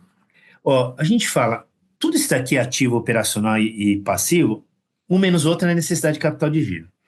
Mas a grande concentração do capital de giro de uma empresa, ele está concentrado em 3 contas. Contas a receber ou duplicatas, estoques e fornecedores, a grande concentração. Então vamos esquecer o número inteirinho. Se eu somar aqui, pessoal, contas a receber mais os estoques, esses dois, não dá 400 aqui? Eu tenho de fornecedor 120. Pessoal, isso do ponto de vista de capital de giro é péssimo. Sabe por quê? Porque significa, se eu tenho contas a receber um estoque maior do que meu fornecedor, é sinal que eu estou demorando para receber minhas vendas, eu estou dando mais prazo para o meu cliente, eu estou demorando para girar os estoques, mas eu estou pagando mais rápido o meu fornecedor. Né? Se eu estou pagando mais rápido. O que eu queria é como uma Ambev, por exemplo. A Ambev ela tem um fornecedor muito alto, aqui ela compra para pagar em média em 180 dias o fornecedor. Ela compra aqui para pagar em 180 dias, coloca aquela matéria-prima no estoque, transforma num produto acabado, vende, recebe e sequer pagou o fornecedor. Às vezes ela consegue girar a operação 2 vezes, a operação dela 2 vezes com o dinheiro do fornecedor. Então, é dito e feito, pessoal, isso é uma quebra de paradigma. Quanto que vocês gostariam de ter de contas a receber aqui, ao invés de 250? Quanto que a gente seria, se a gente pudesse ter aqui em vez de 250? Se eu tivesse zero, isso mesmo, Eduardo, se eu tivesse zero. Se tivesse zero, é sinal que eu estaria vendendo tudo à vista e não a prazo. Eu queria ter um estoque aqui para atender um ano de vendas? Não. Eu quero ter um estoque para atender o lead time da empresa, tipo 2 meses de vendas, que seja, né? Conforme o lead time dela, o prazo dela. Mas eu queria ter uma dívida maior com o meu fornecedor, para financiar minha operação com o dinheiro dos outros. Então, pessoal, isso ele se traduz em indicadores. Então, eu gostaria o seguinte, ó, que nem, ó, vou mostrar para vocês o próximo slide, ó. Tá vendo agora aqui, ó? Eu tenho 500 de ativos operacionais e 650 de passivos. Então, essa empresa ela não tem necessidade de capital de giro, porque ela financia a operação dela com o dinheiro dos outros. Não é melhor, pessoal, se a gente puder mexer com o dinheiro dos outros sem mexer no nosso? Então, provavelmente eu vou ter menos necessidade de capital de giro. E sabe por quê, pessoal, que as empresas, muitas delas quebram? Porque elas têm uma necessidade de capital de giro muito grande. É como se eu falasse o seguinte, pessoal, eu tenho 100 mil reais na minha conta, um exemplo, tá? Eu tenho 100 mil de capital de giro. Só que eu tenho uma necessidade de capital de giro de 500 mil, quero comprar um carro de 500, mas eu só tenho 100. Mas aí sabe o que eu falo para vocês? Eu vou lá e vou financiar os 400. Eu precisaria ter comprado um carro de 500 mil, pessoal? Não. É isso que eu estou falando, que às vezes muitas empresas dão um passo maior que a perna. Da mesma forma que pode acontecer na nossa vida pessoal, as empresas também. É por isso que muitas empresas quebram. Ela vai caminhando, não tem o controle, daqui a pouco ela vai ver, ela está indo ladeira abaixo. Ela está caminhando passo de formiguinha, chega uma hora que ela está na beira do precipício, chega uma hora que não tem mais retorno. Tá? Deixa eu ver, o Sérgio também está comentando, pode acontecer de ter fornecedor a pagar. Opa, deixa eu só pegar aqui rapidinho. Comentário, ó. Pode acontecer de ter fornecedor a pagar e nada a receber, estoque baixo ou zero, pode solicitar insolvência. O que acontece, né? Às vezes também é a mesma coisa, se você só tem fornecedor também, você tem um estoque baixo, né? Também, o que acontece? Chega uma hora também que você não consegue, se você não tem produto, você também não consegue pagar, né, Sérgio? Então, Assim, a gente está colocando uma situação, mas não é que a gente fala, tem que analisar caso a caso, né? Mas tem que ficar de olho em cima disso. Sabe por quê, ó? Sérgio, quando a gente fala, quando o meu estoque está alto, eu tenho prazo médio para renovar os estoques. E quando o meu estoque está alto, normalmente esse prazo é maior. Eu estou demorando mais para girar, estou demorando mais para desovar meus estoques, né? E a empresa teve lucro e no caixa estava ruim. Sérgio, olha que interessante. Deixa eu fazer um comentário interessante isso que você comentou. Tem uma situação, eu presto serviço para um grupo, né? O que que acontece? A empresa tem lucro, só que ela não tem caixa. Ela tem lucro, paga imposto para o governo, mas não tem caixa. Sabe onde que está o caixa dela? Sérgio, está nos estoques e no Consa receber. Porque ela compra um produto, né, lá de fora, paga num prazo rápido, aí coloca no estoque até ela produzir aquela matéria-prima transformar no produto acabar, demora. Até vender, recebe. Então ela gera lucro porque ela vendeu, mas ela não tem caixa. E como que a gente faz? Complicado, né? Então o lucro dela está nos estoques e no Consa receber. Mas se tivesse a inadimplência, é isso daí, Sérgio, igualzinho. A gente pegar e se tiver inadimplência não receber, e se aquele estoque a gente ficar com o mico na mão? Então a gente tem que tentar encontrar uma situação para equilibrar isso, né? Tá? Isso daí acontece muito, viu, Sérgio? Então aqui, ó, o prazo médio para renovar os estoques. Deixa eu fazer uma pergunta para vocês. Prazo médio para renovar os estoques, quanto maior melhor ou quanto menor melhor? Legal, Sérgio. Vocês querem que o produto fique mais tempo parado ou menos? Menor, não é? Prazo médio para receber as vendas, quanto maior melhor ou quanto menor melhor? Também menor, não é? E prazo para pagar o fornecedor? Quanto maior, melhor, desde que não esteja uma expectativa financeira muito alta. Por isso que a gente fala, se eu te pagar à vista, a prazo, como que fica essa conta, tá? Então vamos ver uma coisa, ó. E aí, pessoal, olha que interessante, ó. Eu queria mostrar uma coisinha para vocês, que isso daqui é o que mais quebra a empresa. Então, ó, deixa eu mostrar num exemplo aqui, ó. Aqui, pessoal, eu peguei de uma empresa mesmo real esse caso, ó. Os concorrentes estão usando maiores prazos para pegar mais clientes. É isso daí, você ter, Sérgio, mais clientes, você começa a oferecer mais prazo, mas aí começa a dar problema de caixa também, não é? Olha que interessante, ó, eu tenho uma linha do tempo aqui, tá vendo? Tá vendo, ó, momento zero agora, o C de compra, comprei um produto agora no momento zero, o C de compra. Então, eu coloco esse produto no meu estoque, ele fica parado em média 78 dias, até eu renovar. Quando que eu estou renovando? Quando eu estou vendendo o V de vendas. E depois que eu vendo, eu levo em média mais 102 dias para receber. Vou receber aqui na frente só, o R de recebimento. Então, o que que é isso daqui? Desde o momento que eu estou colocando o produto no estoque até renovar, vender e receber, toda essa linha aqui é o que nós chamamos de ciclo operacional de uma empresa. O ciclo operacional, do momento que eu comprei até colocar no estoque, renovar, vender e receber, 180 dias, 6 meses. Isso é um caso real, tá, pessoal, que eu aplico nas minhas aulas, caso real. Só que eu não posso esquecer que quando eu comprei no momento zero, começa a contar o prazo para eu pagar. Não é? Começa a contar o prazo para eu pagar. E nesse caso, olha em quantos dias que eu pago, em 88 dias. Mas como que eu pago em 88 se eu vou receber só aqui na frente 180? Eu tenho todo um descasamento, essa linha, aqui tá vendo? Esse pedaço tem um descasamento do caixa. E aí, eu não tenho recurso na empresa, onde que eu vou pegar aquele dinheiro caro? No banco, mas agora, Eduardo, não aquele dinheiro de longo prazo, aquele dinheiro de curto prazo, mais oneroso. Isso daí tem um custo alto. Então, se eu pegar todo esse intervalo aqui, é o que a gente chama de CC, ciclo de caixa ou ciclo financeiro, que é eu pegar meu ciclo operacional, que é essa linha maior, menos o prazo que eu tenho para pagar o fornecedor. Então, eu falo que, em média, o dinheiro leva 92 dias para transitar no caixa da empresa. Quem vai pagar as contas da empresa nesse momento? Então, eu queria comentar com vocês essas três variáveis, ó, prazo médio para renovar os estoques, o prazo para receber as vendas e o prazo para pagar o fornecedor, essas três variáveis é o tripé do capital de giro de uma empresa. De 70% a 80% das empresas quebram nesse tripé. Porque às vezes eu sou bom em uma variável e não sou nas outras duas. Sou bom em duas, não sou na outra. Porque não depende só de mim, depende das práticas adotadas pelos meus concorrentes, como o Sérgio acabou de falar. Então, é muito complicado isso, né? Mas isso é o que mais quebra. Pessoal, quando eu dou exercícios de capital de giro, o que que acontece? A gente consegue fazer algumas simulações. Ah, se eu reduzir aqui, ó, de 102 dias para 101, quanto que esse um dia dá de impacto em termos de dinheiro no meu caixa? A gente começa a fazer isso, cada dia que eu vou mexendo nos prazos, eu consigo saber o impacto financeiro no meu caixa. E aqui, pessoal, quando a empresa tem prazos muito elevados, tem que focar aqui, porque é aqui que muitas empresas quebram, tá? Então tem que tomar muito cuidado aqui, tá? Vamos lá, ó, deixa eu mostrar uma coisa para vocês, um resuminho, ó. Pessoal, maior o prazo para renovar os estoques e maior o prazo para receber as vendas, ó. Tá vendo aqui? Se for maior esses dois, vocês concordam que o meu ciclo financeiro é maior? Quanto maior for esses dois aqui e menor o prazo para eu pagar, maior vai ser meu ciclo financeiro. Então, ou seja, eu tenho maior necessidade de capital de giro, porque eu preciso de dinheiro para financiar meu cliente, eu preciso de dinheiro para deixar o produto no estoque. Agora, maior prazo para pagar o fornecedor, eu tenho menor ciclo financeiro, menor necessidade. Nessa empresa, pessoal, quantos dias que eu teria que ter aqui para pagar o fornecedor para estar bem?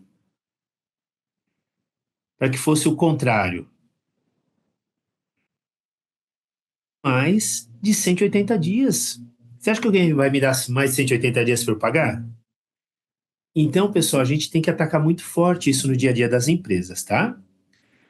Pessoal, só mais um pouquinho, tá? Só queria mostrar mais umas coisinhas, daqui a pouco a gente já termina aí. Pessoal, podem perguntar aí, tá? O que que eu queria comentar? Tá vendo, pessoal? Lembra que o ativo operacional menos o passivo, um menos o outro, né, a necessidade? Se eu pegar, ó, o ativo 630 mais o passivo, um menos o outro, menos o passivo, dá 270. Só que você fala assim, eu quero duplicar minha operação. Na hora que eu dupliquei minha operação, minha necessidade passou de 270 para 540. Só que vamos imaginar que eu tinha um capital de giro de 400 aqui, ó. Essa linha azul. Quando eu tinha uma necessidade de capital de giro aqui, ela não estava abaixo do capital de giro? Eu tenho uma necessidade de 270 e tem 400 de capital de giro. E estava a operação funcionando, só que agora eu quero duplicar ela. Daí eu passo maior que a perna. Então eu continuo tendo o mesmo capital e a minha necessidade é 540. Então meu capital de giro não cobre 540. Aqui nesse caso, eu tinha capital de giro de 400, minha necessidade é 270. Tem 130 sobrando lá no meu caixa, por exemplo. Agora aqui eu vou ter que pegar dinheiro emprestado. Então, será que eu tenho que duplicar minha operação? Precisa tomar um pouco de cuidado em relação a isso, tá? Ó, deixa eu só comentar também, esse modelo do francês que eu falei para vocês, ele tem o gráfico do que é bem interessante, o gráfico do que a gente chama do efeito tesoura. Uma tesoura tem duas pontas, não é isso? Então, imagine aquele exemplo que eu dei para vocês. Vamos supor, essa ponta azul é meu capital de giro. Eu tenho 100 mil reais para comprar um carro. Que eu tinha falado para vocês, tenho 100 mil reais para comprar um carro. Só que a minha necessidade é 500 mil. Eu tenho 100 mil na minha conta. Só que aí eu vi o carro, ele custa 500 mil. Então, minha necessidade é 500 e eu tenho 100 mil de capital de giro. Então, e eu quero comprar o carro de qualquer jeito. O que que eu vou fazer? Pegar dinheiro emprestado. Vocês concordam? Pegar dinheiro emprestado, né, Andressa? Ó, as metas vendedores, além do valor das vendas, também está atrelado aos prazos. Isso mesmo. Porque é sempre interessante, Andressa, sabe por quê?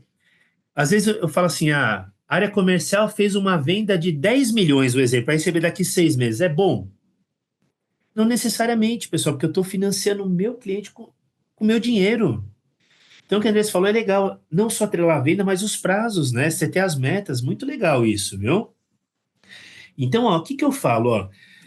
Eu tenho aqui, uma tesoura tem duas pontas, a ponta inferior, nesse exemplo que eu dei, trazendo para a nossa vida pessoal, tenho 100 mil de dinheiro aqui, mas eu quero comprar um carro de 500. 100 mil não cobre 500.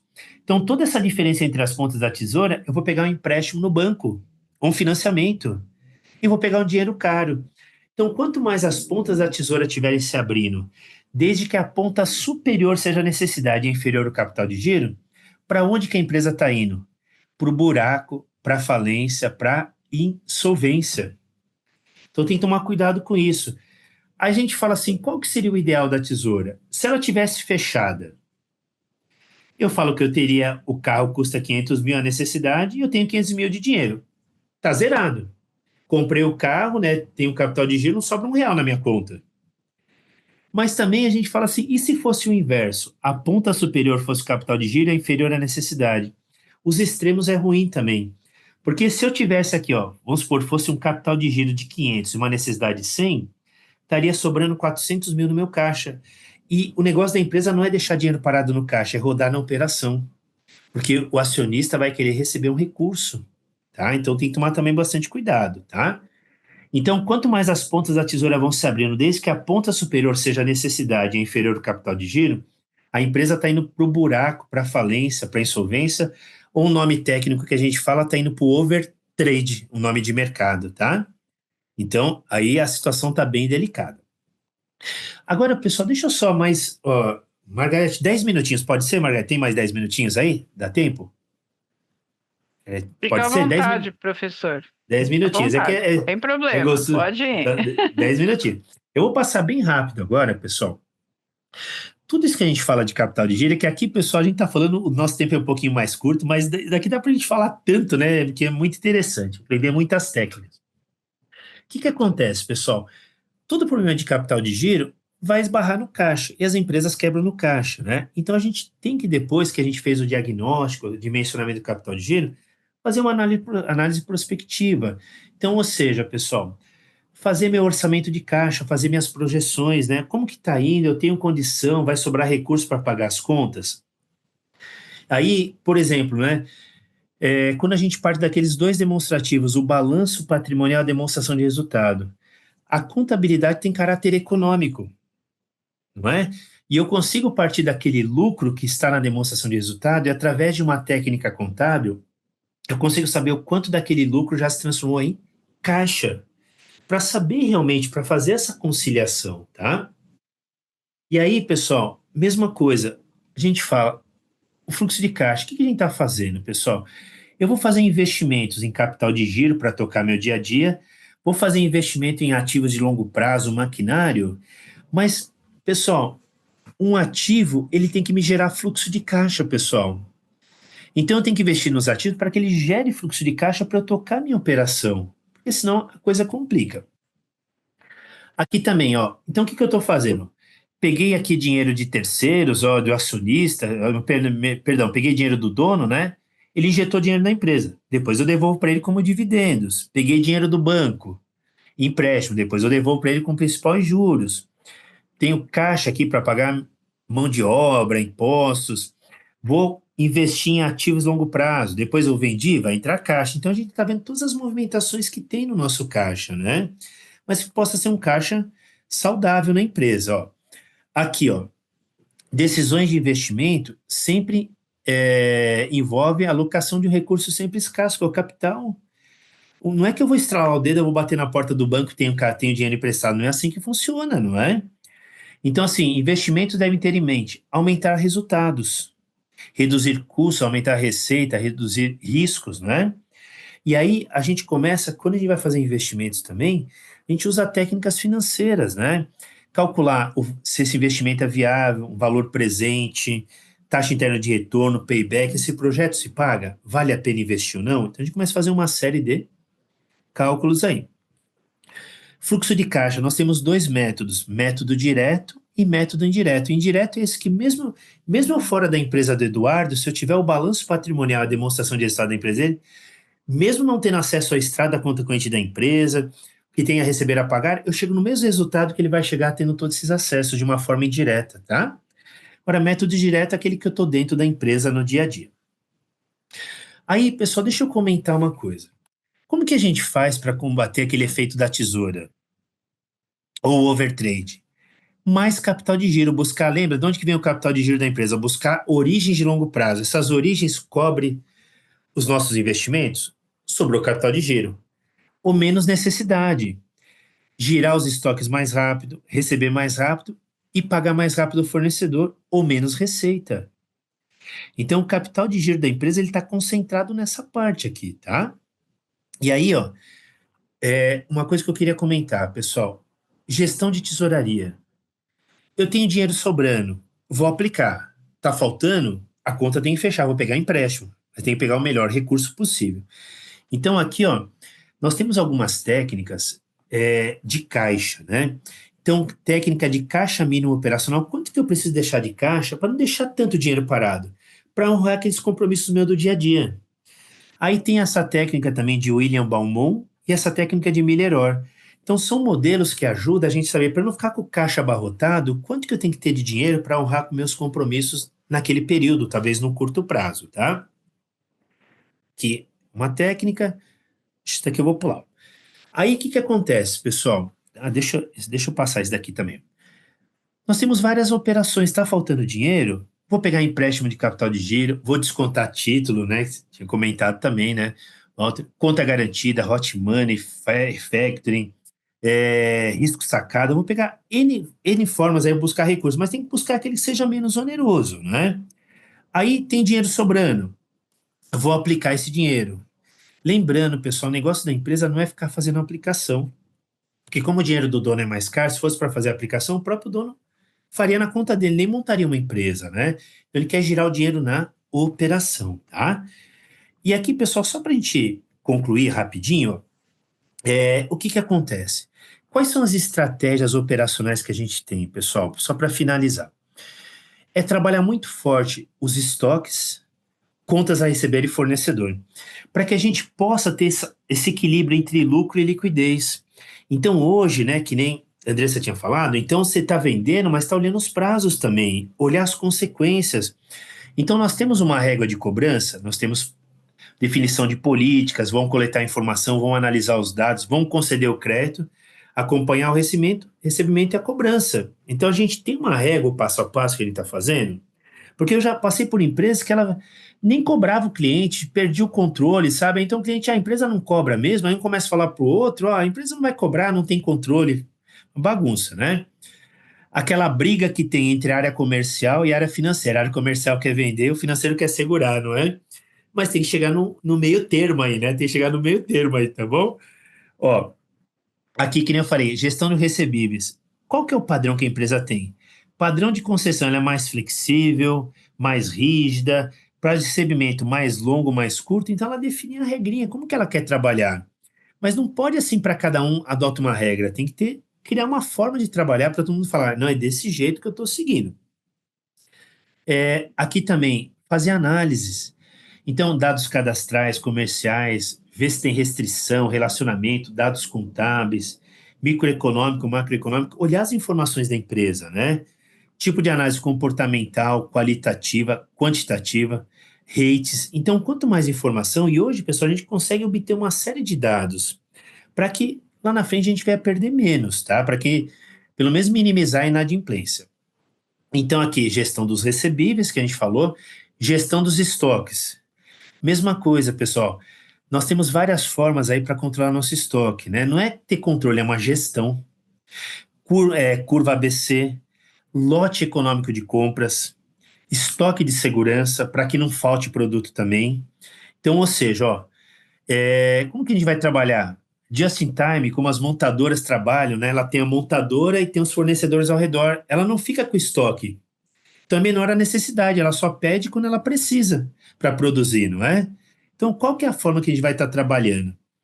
Aqui, ó, gestão dos investimentos, demanda atendida versus demanda total. A pior coisa, pessoal, você ter uma demanda e não conseguir atender porque está faltando produto, alguma coisa.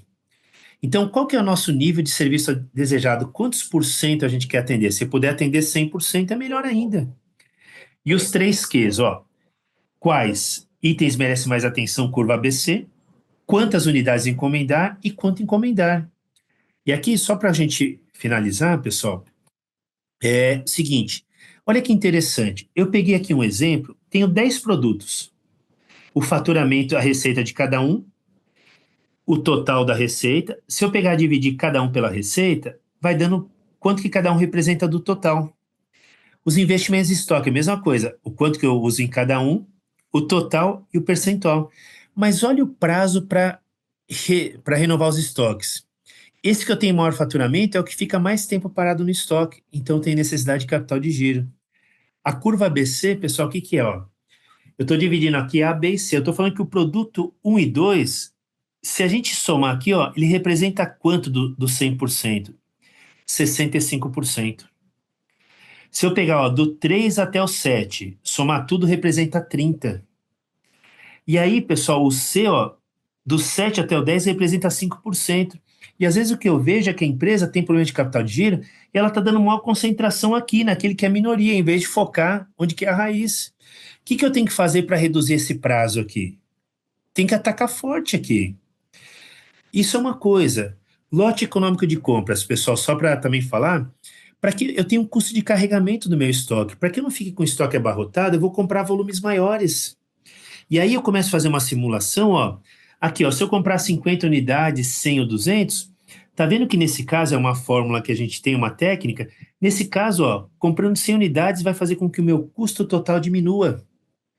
Então eu consigo ter uma margem maior, não é? Então, para tentar começar a ter mais capital de giro na empresa também. Aqui, ó, estoque de segurança, para não faltar. Esse daqui é o gráfico que a gente chama de cerrada, né, pessoal? Que eu não vou entrar tanto no detalhe, mas a gente fala assim, para não faltar produto, né? Você abastece aqui, quando tiver mais ou menos nesse nível, você já abastece de novo para você sempre ter uma média, para não faltar estoque, tá? E aqui, ó, deixa eu só passar e concluindo, ó, giro dos estoques e fornecedores, pessoal. Mesma coisa, para que a gente não fique concentrado na mão de um único fornecedor. Então, ou seja, né? Um exemplo aqui, ó. Fornecedor, o insumo A, só tem um fornecedor que eu compro dele, representa 40% dos custos. Se esse fornecedor quebrar, compromete toda a minha operação. Então precisa tomar muito cuidado. Então, o que eu queria só falar para vocês, pessoal, é o seguinte, ó. A gente tem que fazer um diagnóstico da empresa em termos de capital de giro, ver o que está acontecendo através de indicadores, não é? Parcelados, o Valdeci está falando ali. Aí depois, pessoal, fazer esse diagnóstico, dimensionar o capital de giro, aí vamos ver como que está nosso caixa, não é? E vamos adotar a estratégia, mas para a gente salvar a empresa, pessoal, é trabalhar forte nos estoques, nas duplicatas e nos fornecedores. Isso é o que mais quebra, porque outras contas também são altas, mas a grande concentração é aí. E que nem eu falei, pessoal, a empresa vai caminhando, às vezes, passo de formiguinha. Só que chega uma hora que ela está na beira do precipício. Aí você pensa que alguém vai ajudar a dar a mão, o pessoal já empurra de vez. Aí não tem jeito, não é? Então a gente tem que pegar aqui só para a gente deixar uma mensagem para que a gente não deixe uma empresa chegar nesse ponto, né, pessoal? Aqui, que nem a gente falou, é um tempo muito curto para a gente falar de um assunto tão importante com tantas coisas, mas só para a gente despertar, porque realmente, se as empresas começarem a dar uma atenção devida para isso, muitas empresas vão ter uma saúde financeira muito melhor, né? E não ficar atropelando, ficar naquele sufoco, tá? Pessoal, o que eu queria falar de uma forma mais sucinta era isso. Queria saber se vocês querem fazer alguma pergunta, algum comentário, não é? Quiser acrescentar, eu já vi que fiquei contente que vocês foram colocando vários chats aí falando as coisas, né, da empresa de vocês, né? Então, eu fiquei bem contente aí com alguns comentários que a gente vivencia isso na pele, mas estou aberto aí para perguntas, pessoal. O pessoal tá tímido. Tá. Obrigado, Alessandro. Obrigado, meu amigo. Mas pode perguntar, pessoal. Pode dar uma. Então, às vezes não precisa falar da empresa, fala empresa do amigo meu, né? A gente fala, né? Tá. É, É um tema bem complexo, né, professor? sim, Mas sim. importantíssimo, né, para o nosso dia a dia, não, até a vida pessoal, né? Com certeza, E, sem e dúvida. profissional mais ainda também, né? Então, se Não. deixar, você vai longe, né? Vai longe, né? Eu tô vendo aqui, tô vendo umas mensagens aqui, né? O Tiago falou que foi meu aluno. Então, saudades também, Tiagão. Nossa, que bacana ver vocês aqui. Eu tô vendo o Flávio aí também, amigão aí, ó, irmãozão aí, ó. Que legal ver vocês aí. É um grande prazer, pessoal. Que nem eu falei assim, eu acho que isso, acho que no curso mesmo, né, Margarida, dá para ir, detalhando Sim, mais, assim, mas aqui é só para dar, assim, sim, é um sabe, eu quero gostinho, né? um gostinho, um overview, né? Porque realmente dá para falar muito, né? É, e por isso que é importante, né, a FGV ter esses cursos aí de curta duração, que possibilita a pessoa fazer, né, ter mais um conhecimento mais aprofundado aí, né, Sem do, dúvida, né, no caso de capital de giro, né. Mas obrigada, certeza. professor, muito Eu, obrigada por todos aqui que estiveram aqui presentes. Eu acho que tem gente fazendo uma pergunta aqui, Eu professor. tô vendo, deixa eu ver aqui, ó. Opa. Legal, ó, Eduardo, obrigado. Eduardo, tô vendo aqui, ó. Diana, obrigado. Deixa eu ver aqui, Professor, tem uma o pergunta, Vailson, viu? né? O Wilson tá com a mão Wilson, levantada. O Wilson, então tá, vamos lá, Wilson, vamos lá. Eu já vi, Flávio. Isso. Vamos lá, meu amigo. Obrigado. Professor, uma pergunta em relação àquela conta da necessidade de capital de giro, né? Eu consigo fazer aquela conta de maneira mensal ou só da maneira de 365 dias, por exemplo, para fazer a conta em relação ao balanço? Não, dá para você fazer mensal. E Wilson, sabe o que eu queria comentar?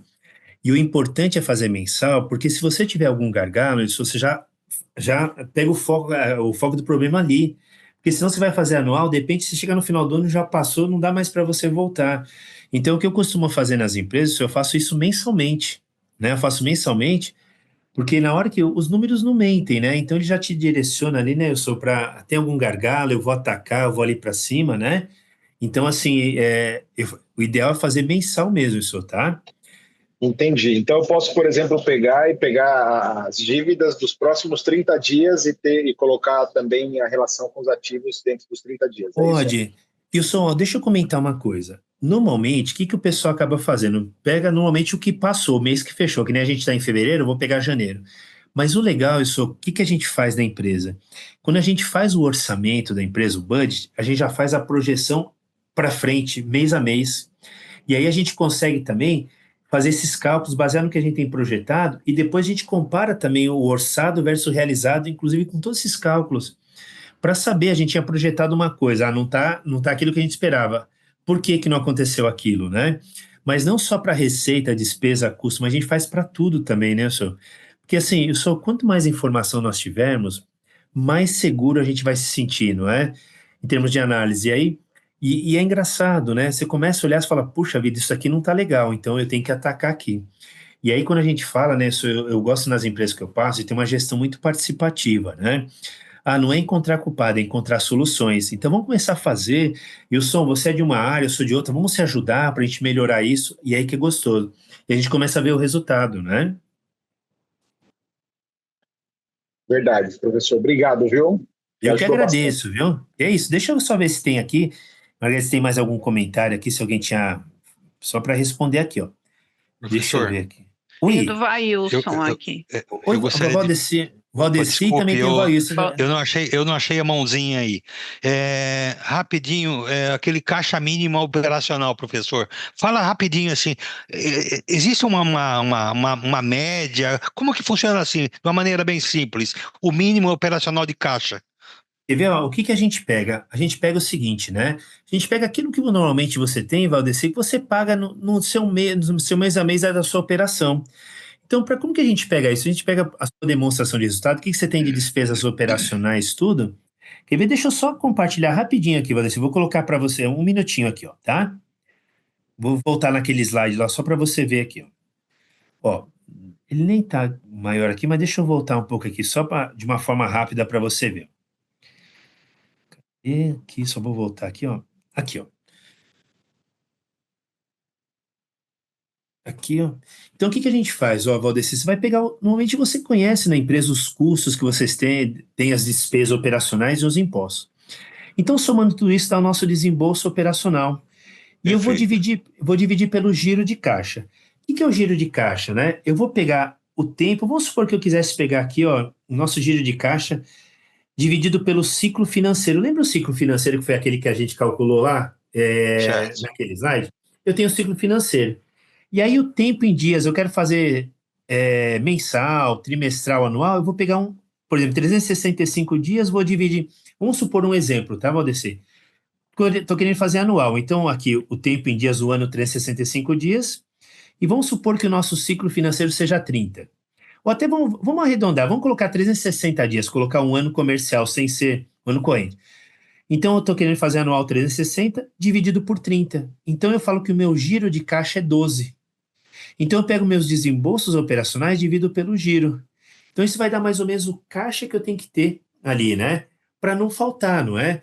Só que esse daqui, Valdeci, é um modelo até mais um simplesinho, mas tem outros, né? Que nem eu falei, daquele William Beaumont e Miller Orr, são modelos mais complexos, mas eu falo, esse de William Balmont é como se você falasse o seguinte, um exemplo, Valdeci, você tem uma academia e você sabe que vai ter aqueles alunos que fez um plano recorrente que é 12 meses. É mais certo as entradas e saídas. Agora, e isso daí não acontece para todos os negócios. Agora, aquele de Miller-Orr, aquele sim, ele usa alguns modelinhos e ele começa a pegar desde lá de trás o que você tem de pagamento, as incertezas, e ele vai tentando te projetar para frente o que você teria que deixar. Então é bem legal, tá, Valdeci? É bem assim. Perfeito, perfeito. Estou falando de uma forma Entendi. bem macro assim, mas é bem bacana, tá? Tá ótimo. Bom, deixa eu ver, acho que aqui Obrigado. tinha uma... De nada. Deixa eu ver aqui, ó. Eu acho que tinha aqui que o Vailson também, né? Trabalho no controle de estoque de uma empresa e temos um desafio grande, principalmente com a questão do giro. Temos 30% de materiais de baixo giro, né? Como eu demonstro para a diretoria que esse material sem giro está dando prejuízo? Então, o que que acontece, vai? Só de você pegar, você está vendo que esse material está parado um bom tempo, né? Ou melhor, assim, está falando, né? 30% dos materiais de baixo giro. Então, você consegue mostrar, de repente, que esse material não gera receita suficiente. O que que nós fazemos na empresa, Vailson? A gente tem um demonstrativo de resultado por produto, ou família de produtos, ou por serviço. Então, você vê que às vezes ele é um giro muito baixo, né? Ele agrega muito pouco, às vezes, para a empresa, né? E às vezes dá até prejuízo. Aí você fala assim, mas Fred, vamos cortar esse produto? Às vezes a gente não pode cortar porque esse produto é um chamariz para você vender outro, né? Então a gente até tem prejuízo nesse para tentar ganhar no outro também. Mas assim, tem que olhar no detalhe, né? Porque agora, se não for, a gente não quer perder, vocês concordam, né? Mas tem que mostrar assim, e dá para calcular isso, né? Dá para calcular para tentar mostrar. Aqueles estoques que demora para girar, às vezes o esforço danado que você tem para controlar, que não vai te trazer muita coisa, né? Então tem algumas formas aí, tá? É, qualquer forma, assim, ele está conversando aqui, né? Então, assim, rápido também, mas depois alguma coisa, manda uma pergunta aí mais, assim, depois eu só estou falando porque assim a gente teria que entrar mais no detalhe, assim, né, para ver um pouquinho, e dá para definir várias estratégias aí, tá bom, Vailson? Não sei se deu para. Deixa eu ver aqui, ó, o. Legal. Ó, deixa eu só ver também, ó, acho que o Walter também colocou aqui, ó. Trabalho com importação da China, material leva 55 dias para chegar, condição de pagamento 60 dias, material já chega perto do pagamento. Na hora de vender, o comercial vende com 90 dias, são 95 dias aproximadamente para receber o pagamento. É o que mais acontece, né? O que mais acontece, olha como que a nossa vida é difícil, né? É muito difícil, viu? Deixa eu ver se tem mais alguma aqui, ó. Obrigado, Reginaldo, Tatiane, viu? Tô vendo aqui. Essa. Ó, deixa eu ver aqui. Sérgio.